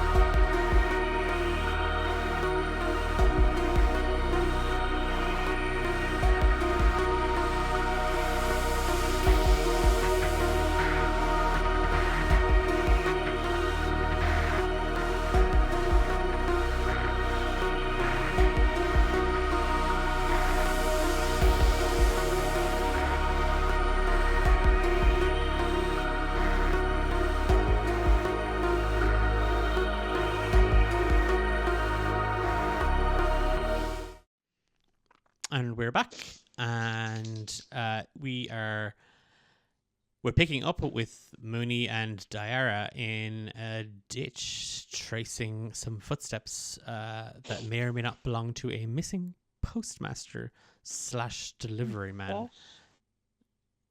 Slash what? I know. I said, "Oh my gosh." Oh my gosh! I thought I said slashed. I was like, "Who killed him?" I don't know where that rumor came from. Mooney just started that rumor. Mooney's brain. It's a dangerous place in there. But yeah, Mooney, you've spotted Tobias' satchel buried kind of in a ditch. And it's that thing of, as you follow the footprints, there were drag marks. Now there are no drag marks, but you do find the odd letter addressed to people within Canuck and further afield. Wet, muddy, torn. It's like a trail almost. And as you kind of make your way up along this small little stream, you found yourselves heading towards a wooded area. You're now very much in it. And as you navigate the mucky, wet forest floor, both of you give me perception checks. God damn it. 7. Oh, 8. Nothing to see here. Well, it's that thing that both of you are kind of looking for more clues. You're looking for envelopes, little parcels, other bits and pieces that may have fallen from Tobias and what he was carrying, like a trail. But it's that thing of, you don't notice it until you're in it. And the pair of you have wandered into a small little encampment, staring at you wide-eyed, mouth gagged by a piece of cloth. You see a half-elf gentleman. He's not as thin and wiry as Richter's drawing made him out to be. He has quite sharp features, but he's not so scrawny that he looks sickly at all. But he's staring at you completely bewildered as his eyes kind of light up. There is a small little fire, and in it there is a smell of, again, like stew or something kind of bubbling out of it. You don't see a sign of anybody else. Diara's just going to be like mouth at him. And he's just kind of like,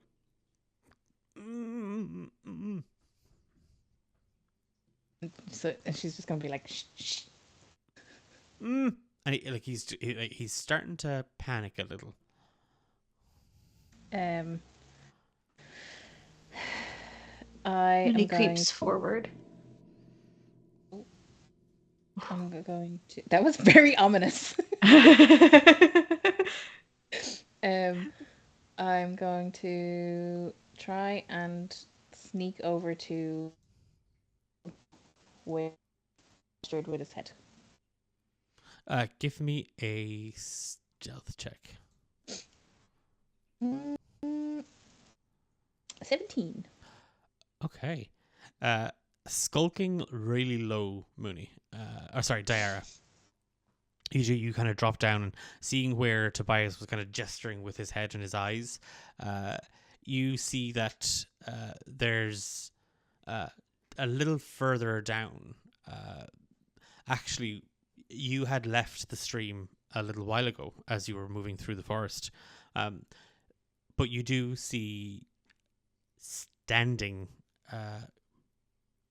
both buck naked, a half orc and human men, kind of like down to, well, the half orc is kind of down to his skivvies, but the human man is kind of in the stream, and both are kind of washing themselves. You clearly hear them kind of like, yeah, no, it wasn't as big as a score as I thought it was. But listen, Jambon, it doesn't matter. It doesn't. It's not about. It's not about the quality of the score, mate. It's the fact that we did it, and we did it together. And there's just kind of a grunt from the half orc, who is now kind of toweling off. She's gonna try and. Oh, I really don't want to engage in combat. I am very squishy right now. So I think she's gonna try and get back to Tobias and untie him before they come back. Okay. You slip back. Mooney, what are you doing at this point? Does Minnie see the two bandits? Did you skulk over with? No, Minnie's kind of staying low. Yeah, no. She hasn't really approached. Yeah, you'd have to have ventured to the edge of their camp, because it's that thing of, and this is why you maybe hadn't noticed it. It's not that they're not in a cave. They're kind of using some overgrowth here, and overhang from some of the trees, and a rocky outcropping as like kind of a base or like some sort of little camp. It's not well sheltered. It's not well hidden. So it's kind of why you didn't realize you were in it until you kind of looked up and saw Tobias, that you realized, oh, we stumbled into their camp. This is the worst place that you could possibly camp. But yeah. So, yeah, you see that Diara has kind of like skulked over to where Tobias was gesturing, but you are just in the middle of the camp yourself. Mm-hmm. You are going to try and untie him, Diara? Yeah, and she's gonna whisper to Mooney, They're just finishing washing themselves in the stream, so we can get out of here if we move quickly. How are you untying the... How is he tied? Like, I have a dagger, so I can just... Yeah, there's... He's bound by rope. His hands and his feet are bound by rope. Okay. Do I have anything else? No, only a crossbow. So yeah, I guess I'll just try and cut through it with my dagger. Cut through. Yeah, give me an attack roll. 18. Yeah, it's fine. So you can roll the damage. Effectively, as long as you kind of roll over a 10. Oh, that's. But I've only got a D4. No, on the oh. I was like, it's not going to be over a 10. You figure that out. That's not my fault. 3. And you're okay. So it's that thing, Dara. As you were kind of, you take a small dagger out from a strap on your side, and you start cutting into the ropes. And the first few give way, but then you kind of get caught in the knot, and that's what's taking you a bit of time. But both of you hear footsteps approaching, and it's like I always say, Jambon, cleanliness is next to cleanliness is next to godliness. So the cleaner we are, mate, the closer we are to doing God's work. And there is just a grunt again of sort of acknowledgement from Jambon the half orc. Yeah, sorry. No, I was just like, hide. Minnie uses her firbolg magic and pops invisible. But she's only got 6 seconds, and she's going to use that chance just to hide behind something. Okay, Mooney, give me a stealth check. Oh no, it's going to go really bad. Advantage. Oh yeah, I'm invisible, baby. Dare I assume you're doing the same thing? Yeah. Oh no, wait, that's good. 10. Okay. A stealth check, yeah. Yeah. 11. Okay. Oh no. So, let's see. Okay. Yeah, Dare, it's that thing of like you, kind of looking up at, not looking up at, as Tobias kind of looks up at you and you look down at him. It's that thing of like you kind of like, and you you scurry behind kind of a rock. Mooney was there and now she's not there. You're like, what the hell? And it's, I think, of as they approach, you see this sort of red, ashy colored half orc. Towel kind of wrapped around his waist as he kind of throws on his leathers.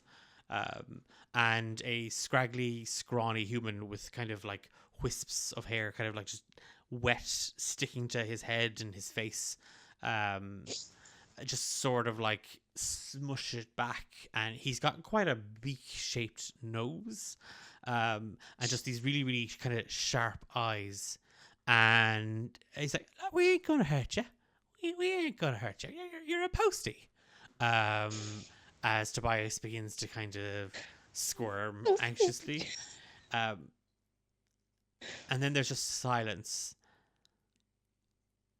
And then, Mooney, it's that moment where you scurried behind the tree, invisible, and then the magic blinks off. Oh no.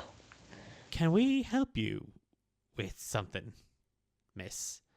As your frame is slightly broader than the I'm tree. really skinny. Yeah, but it's that thing of like the It's bamboo. yeah, it's just a very narrow sapling. Like it's like a young tree, and it's like if you could turn sideways, maybe they wouldn't have seen you a little bit, but they can definitely kind of see you kind of poking out.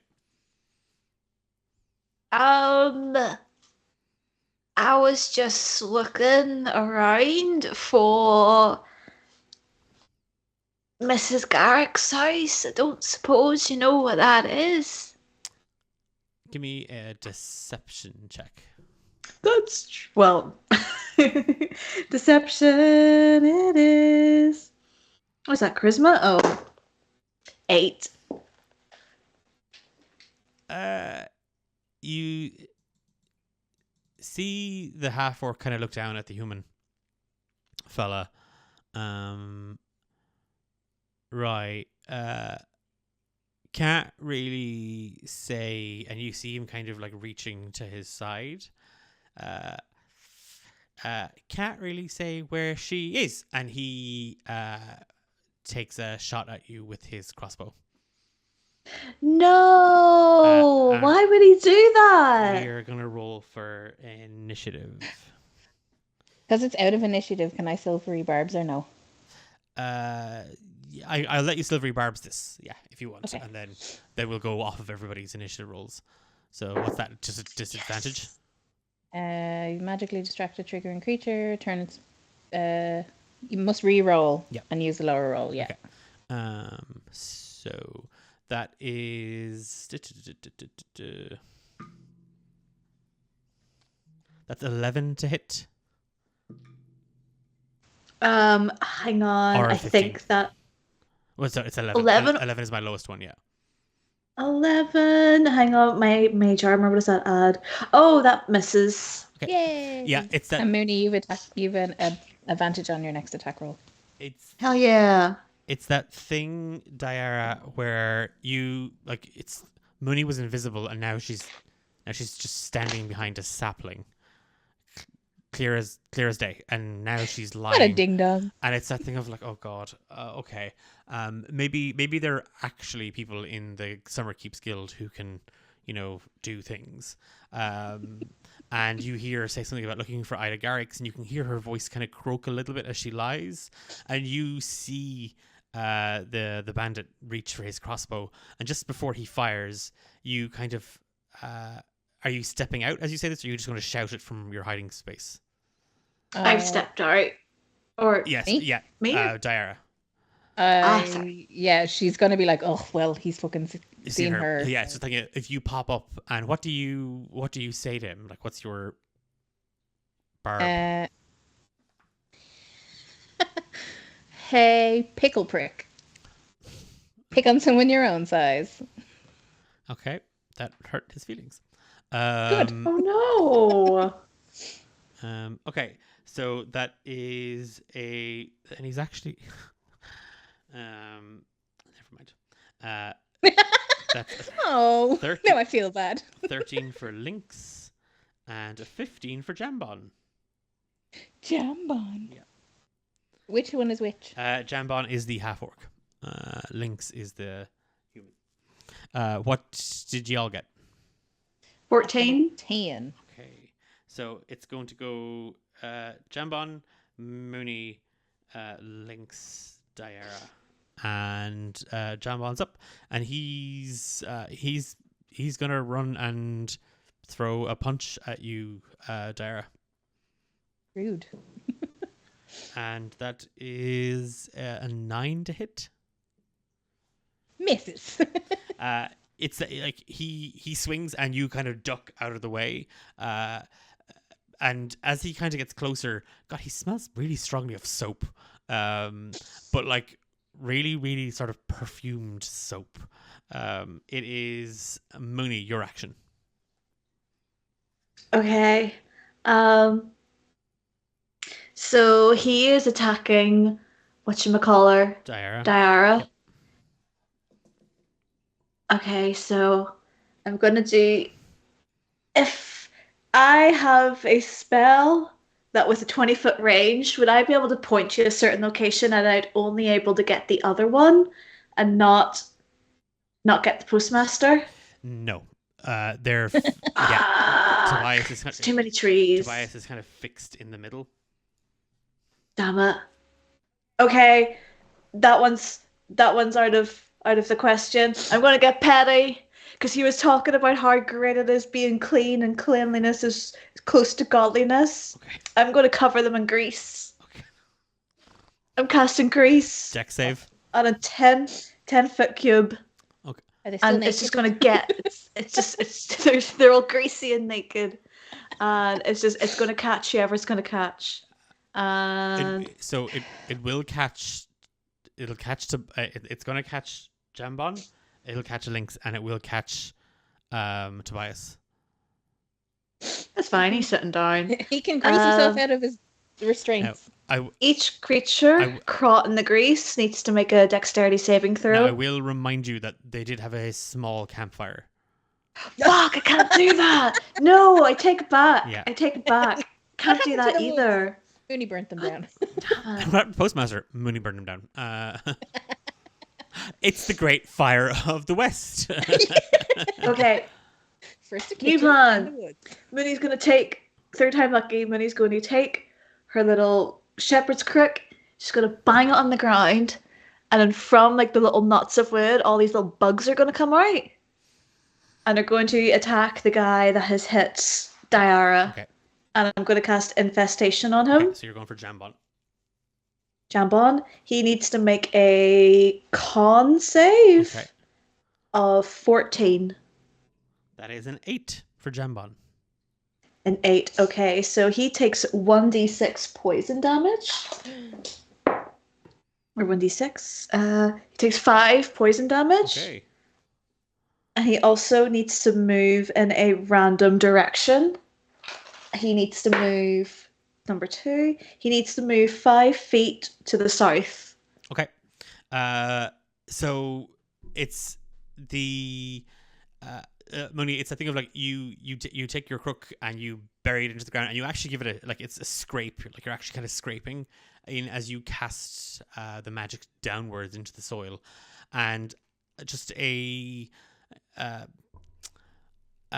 army of ants and little insects just come burying out of the ground, digging upwards, drawn by the floral smells emanating from Jambon. They wriggle up his pant leg in under his shoes, and they start biting and nipping. And you see him panicking, Diara, as his whole lower half is just swarmed in this infestation of insects, and he immediately scarpers south. You have an attack of opportunity on him, Diara. Yeah! Ooh, I'm gonna fire my crossbow at him. Go for it. Can I do that? You're within melee range of him, so you'd be shooting this at a disadvantage. Oh, then I'll just slash him with my Stab dagger. him! Right? I assume it's still in my hand. Yeah. Womp womp. that's a 7 to hit. No, it's that thing of like you've used this weapon before, but it's different. Like when you're using it on a training dummy, you've never actually cut another person with this, and you wince as you slash out at him. You miss. You actually hear it scrape against the stone that you were hiding behind. Lynx. Any bonus actions, Mooney? Sorry. Bonus actions. I don't think so. No, because I've already turned invisible. Okay. Lynx is going to take another shot at you with his crossbow. No. That's a 21 to hit. For 2 piercing damage.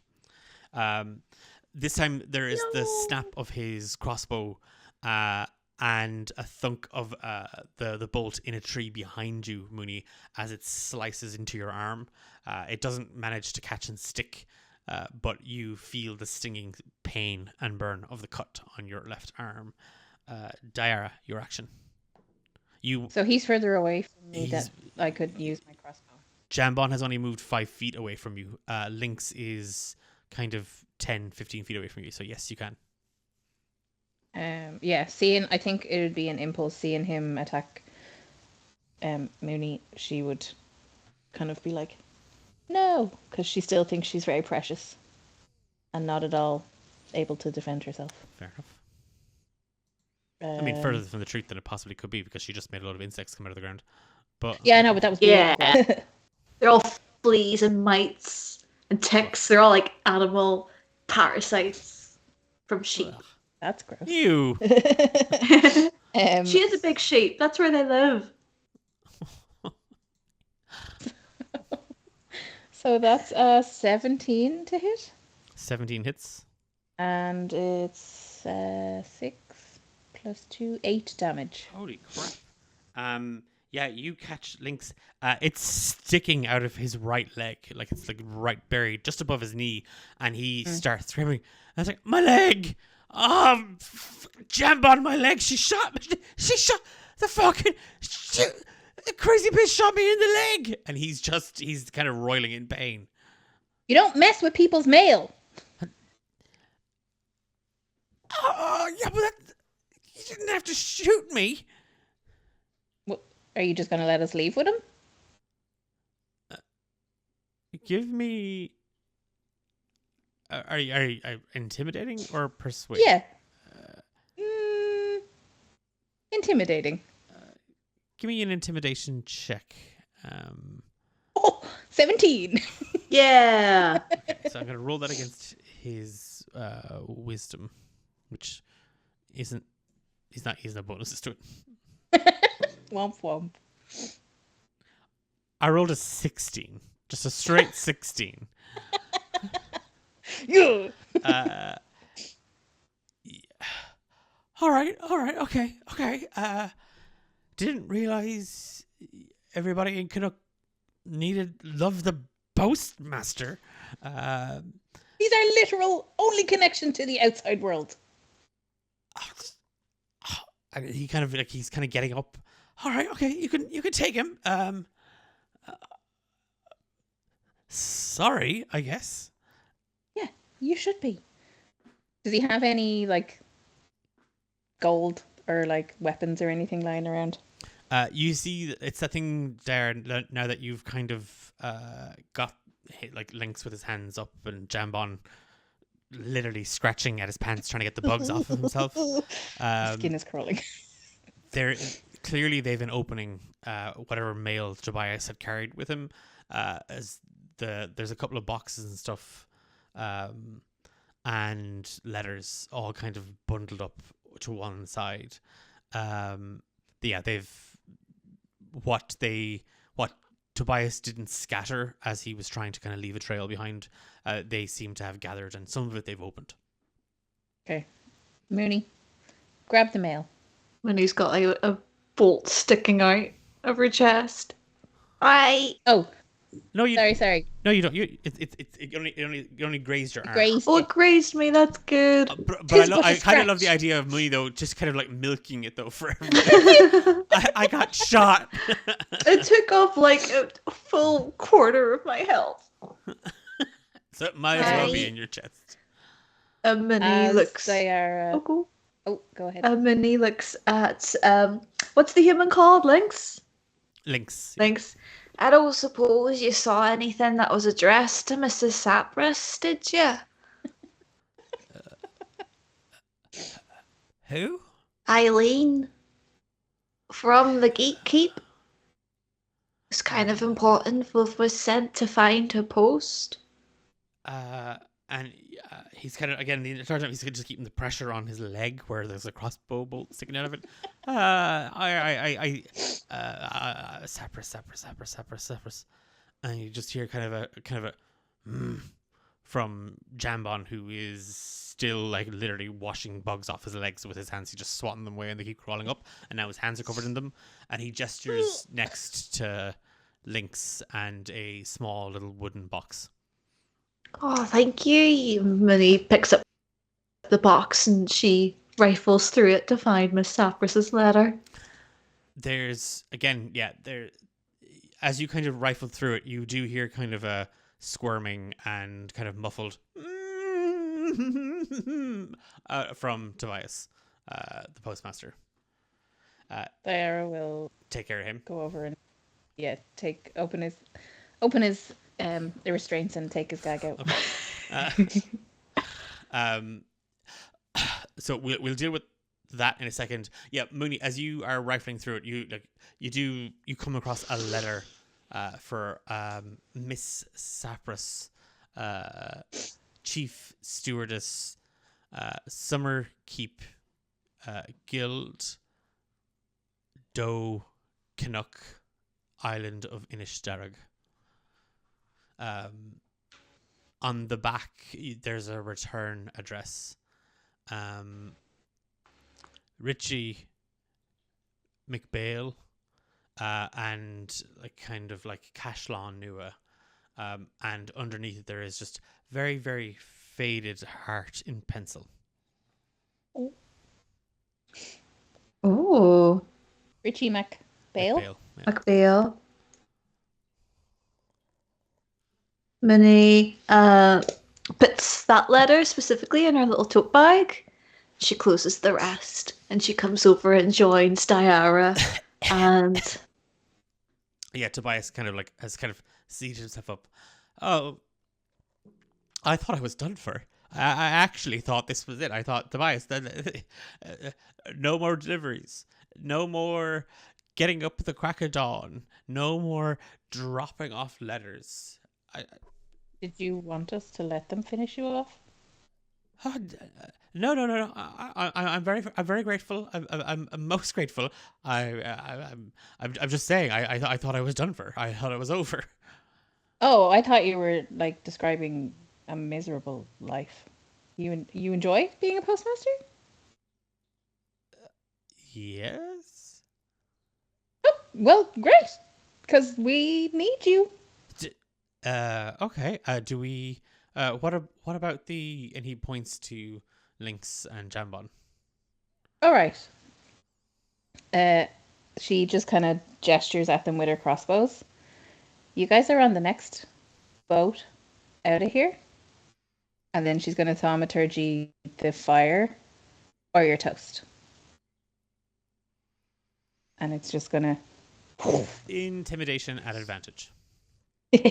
Mooney, are you doing anything to help? More bugs. More. Okay. What is it? Plus 15 plus 4, 19. Okay, and I'm going to give you +3 from Mooney's, so 22. Nice. I just rolled a 17. So I Lynx and Jambon can't catch a break ever since they robbed the postmaster. You don't fuck with people's nails. Apparently, it's very serious in Canuckin and in Ishtarag. Yeah, as the fire just kind of bellows up and your voice just booms around the woods, Jambon kind of legs it over as more bugs begin to kind of crawl out of like tree stumps and out of the tree trunks and out of mushrooms and out of the ground, and Jambon's skin is crawling. He grabs Lynx. There's just kind of a squeal of pain. It's like, we're really sorry. And they kind of disappear into the woods as you and Mooney help Tobias gather up his belongings and the stolen packages, opened and half opened and unopened as they are. Diara is going to cure wounds Mooney as well. Yay! Mooney's also going to look around the camp for like their stuff and see what they left behind. There's not a whole They're crap there's bandits. 2 bedrolls, 2 mess kits. Yeah!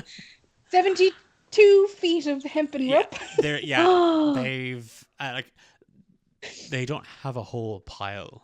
There's nothing kind of like these, like based on your encounter, based on what you've kind of found. These 2 don't really look like they're cut out for the bandit lifestyle. The wet bandits. Yeah.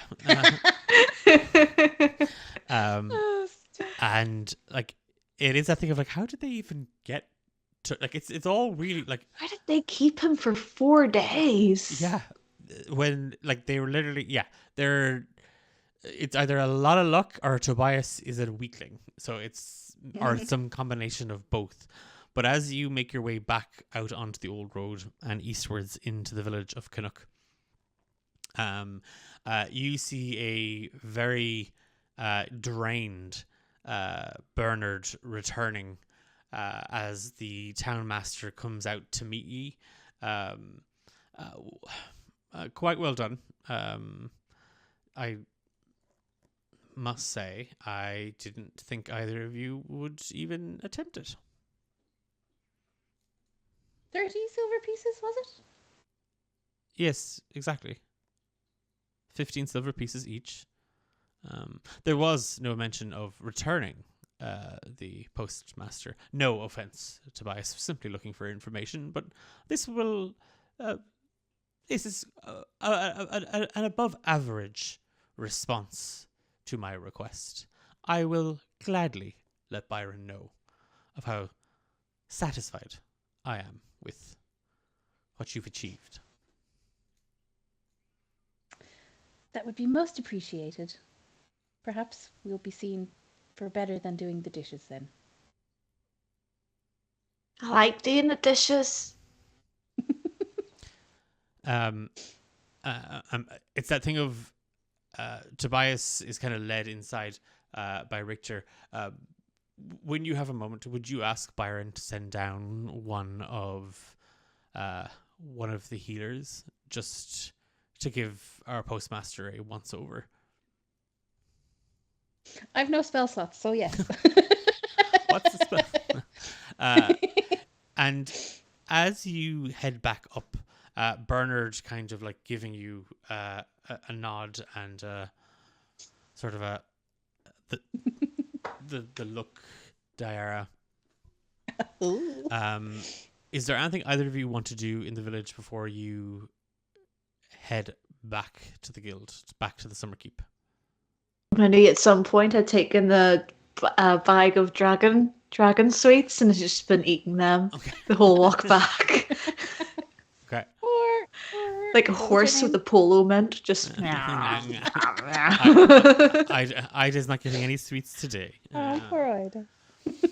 She'll never know. She won't miss it. Oh, she'll know. She'll find out. Meanwhile, Miss Garrick had like fallen down the stairs earlier that day and couldn't get up. Just waiting for some help.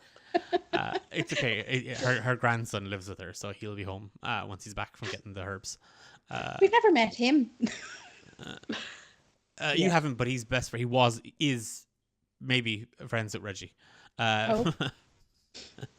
He was a lover's tiff. But you're heading back up to the keep, and you like as you kind of saunter back in, Byron meets the pair of you. I assume you tell him what happened. He's a little kind of like taken aback. Assures you that he'll send a healer. He'll actually go himself because he'll want to talk to Richter to get the full story and not just what he told him. Not that he doesn't trust you, but it's your first day. Not like we embellish or anything. No, gosh, no. There was 10. Yeah. 10 bandits. There were 10 naked, clean men. But as you head back into the kitchen, Eileen is currently sifting through 9 pounds of sugar and putting them into small jars, like putting it into 9 pounds of sugar. Yeah, It's what Bernard recommended. Oh, he said that's what you usually get. Absolute snake. I'll be having a word with his mother now. Oh, she won't like that at all now. I'll wait until everybody else. They're out here trying to stiff the guild. Oh, I have a good mind to go down there right now and actually give her a piece of my mind. And you see her reaching for her coat that's hanging on a hook. I think Bernard said she was gone for the day. Oh. Right. Yeah, had to go to the doctor. I don't think she was well. Oh. A little under the weather, was she? Yeah. I didn't see her now myself, but she sounded awful. Oh, that's just her on a normal day. Now. Oh. Right. Well. Sugar. I got you a letter from Richie. You're looking for your post. I found your post. Postmaster was kidnapped for 4 days by 2 bandits. Do you know what they've been doing for 4 days? Eileen and Richie sitting in a tree. It's got a wee heart on it. That's kind of cute, actually. Is that your boyfriend? Is he nice? What's he look Does he like? live out in the mainland? Does he look like you? Does he have a castle? Does he look like me? Castle knew it on it. Can I have a castle? Why don't the two of you go out and feed the pigs and give me my letter that's private? Minnie gives her the letter and then runs outside of the pigs. Is that why you were upset this morning? Those pigs are awful hungry. Well, Mooney will take care of them. It's got a heart Here on it. outside talking about piggy purgatory. So are you staying inside to grill? Yeah. Eileen? She's dodging every question and she's like bundling a wheel of cheese into your hand that has mold on it. Scrape that off.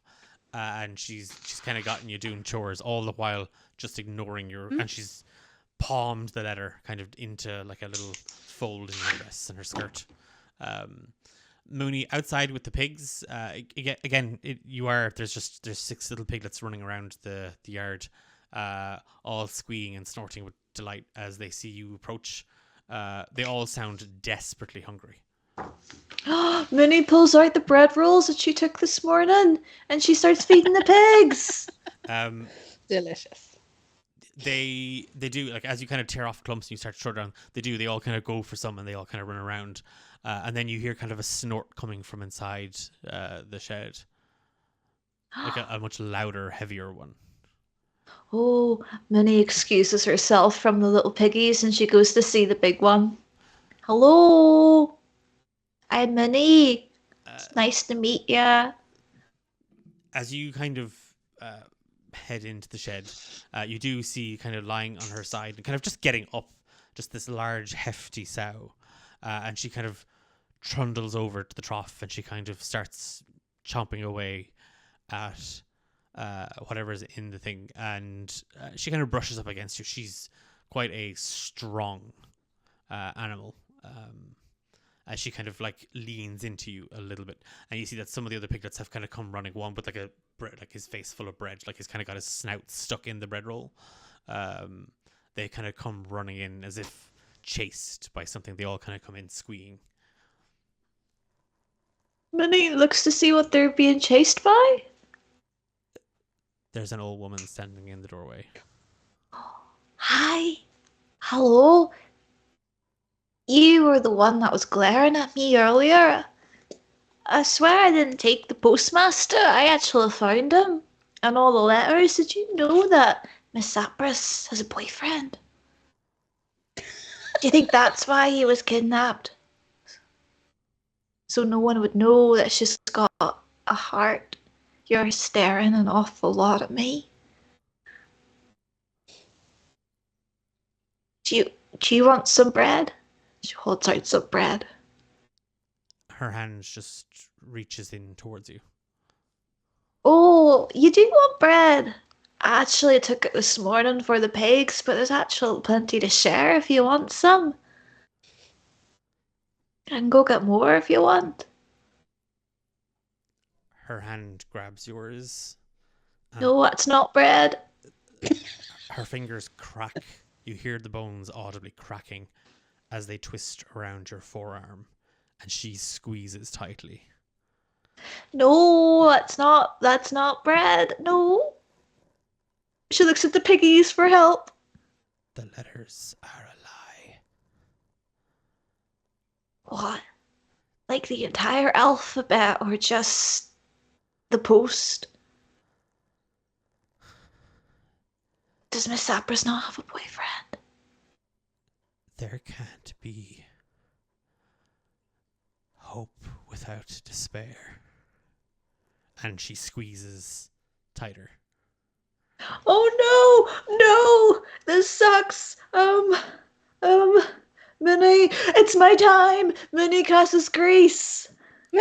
And she tries to slip out from her grasp. Oh no. You struggle and you pull on the magic, Mooney. No hope without despair. And as you reach for the magic, there is nothing. No, not again. There is a void. There is an emptiness. There is a sinking pit within you as you are pulled down. Minnie's looking at the pigs for help. And then you feel the weight lifted off of you. You feel the grip around your arm loosen. And the mother pig just kind of buries her snout into your back leg, kind of like pushing you out of the way a small bit as she kind of rolls to one side and the pigs go to feed. The little piglets go to feed off of her. You can feel My soul get dragged down? Nope, you feel your magic, you feel everything. And there's no lady? Nope, no sign of her at all. I've still got the bread. You do? Minnie's looking around like, what the fuck? She detect magic? Yeah, you can give it a shot. Is there anything there? Give me an Arcana check. Oh, I'm good at those. Intelligence, Arcana. It's probably not that high though. I'll probably be like +4. Oh no, it's a natural 1.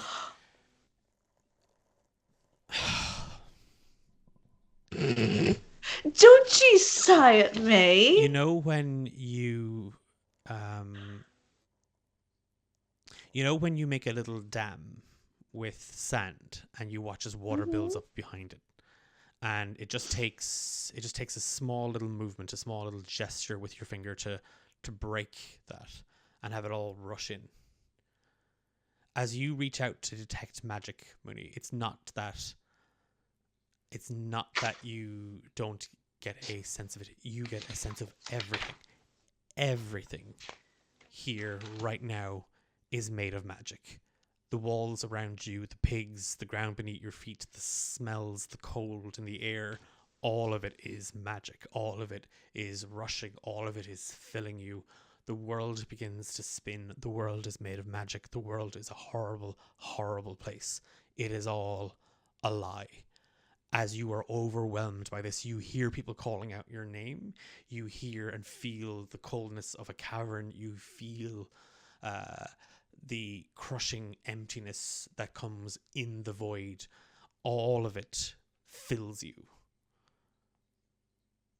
And you collapse. Unconscious. No. And Oh no. we leave the session there. No, my piggies. Oh my gosh. No. We are back in 2 weeks' time. for another episode, Chapter 7, The Wolf Among Us. And Oh, no. it is and has been an absolute blast getting to play with Eilish and Kat this evening as Diara and Mooney. I'm Declan, and I've been your Dungeon Master. And this was Yay! Chapter 6, What Secrets We Know. And you'll notice that we are down Richard, we are down Emma. Emma is away on holidays. Boy, have they got a lot to watch on that VOD when they get back. Oh my God. And No Richard pressure. is a little under the weather today, so we hope and wish for a speedy recovery for Richard. If you are Yay. first timer around these parts, you are most welcome along. We are D8 Dungeon. This was as if it's over. This is Beyond Horizon's Edge. We are a group of Irish TTRPGers who love telling stories here regularly on Twitch. And as well in our podcast series that releases every second Friday, Romancing the Dungeon. We're back on Thursday night for our talk show, Ben and Declan on a roll. I'm the Declan in that Ben and Declan. I'm joined, my other half, not my other half as in my Oh yeah, romantic I'm other totally half. so. Hell yeah, baby. The other half of the show, Ben from Homebrew Quest Ireland, and I get together and we talk about running tabletop role-playing games. And this week we are talking about prepping for your sessions. So last time around we talked about what happens if you don't prep and how you can wing something on the fly. This time we're talking about our approaches to planning and prepping a game and how much is worth your while doing. So you can check us out at 7:30 Thursday night right here on Twitch. To find out more about who we are, to get involved, to check out all the things that we are doing, check us out on social media at D8 Dungeon. You can head on over to our Discord server where I'm unbiased when I say this, I know, but some of the coolest people on the internet hang out. We talk about the shows, we talk about our content, and we talk about loads of other stuff. So if you like that, if you like nerdy stuff, if you like D&D, if you like TTRPGs in general, check that out. I mentioned it at the start of the show. We are organizing the 4th D8 Dungeon Drive for the August Bank Holiday weekend this year. It is a 2-day TTRPG fundraiser for charity, and we get together DMs and players from all over the world and we play games to raise money for worthwhile causes. And if that sounds like something you'd like to get involved in as a GM, as a player, as a sponsor of a prize, head over to our Discord server or reach out to us on d8dungeon@gmail.com and we can give you some more details. We've opened an application form only for our Discord server members for the next couple of days, and then after that it'll be over to general public release. So head over to the Discord server, you'll get in well before everybody else. I'm going to shout out one last time some friends of ours, Mystery Dice Goblin, who have kindly given us an affiliate code or link, or an affiliate code that gets you 15% off your order. So if you need some dice, some TTRPG accessories, some cool, cute enamel pins, or you need to bribe the DM in your life, maybe you want to make amends to a player that you had to TPK, then why not pick up some dice from MysteryDiceGoblin.com. And if you use the code D8, you get 15% off your order, and we get a portion of that sale. And that helps us pay artists for art, musicians for music for our shows, and just helps us keep making content. So everybody loves dice. Everybody loves us. No, that was the last part was weird. Yep. Some people love us, and we think Mr. Dice Goblin are class, so you should totally check them out. That's it for us. Back in 2 weeks, the 27th of May, for Chapter 7. And the VOD for this, if you're watching the VOD, great, you found it. But the VOD will be available on YouTube shortly. And you can head on over to our YouTube channel and catch all the other episodes that you might have missed out on, as well as all the other stuff that we put out there. So Hooray. I am going to shut up. I'm going to say goodnight. I'm going to hope that you all will have a great week. Hopefully we'll see you on Thursday for Ben and Declan on a roll. And take care. Yay. See you later. Bye.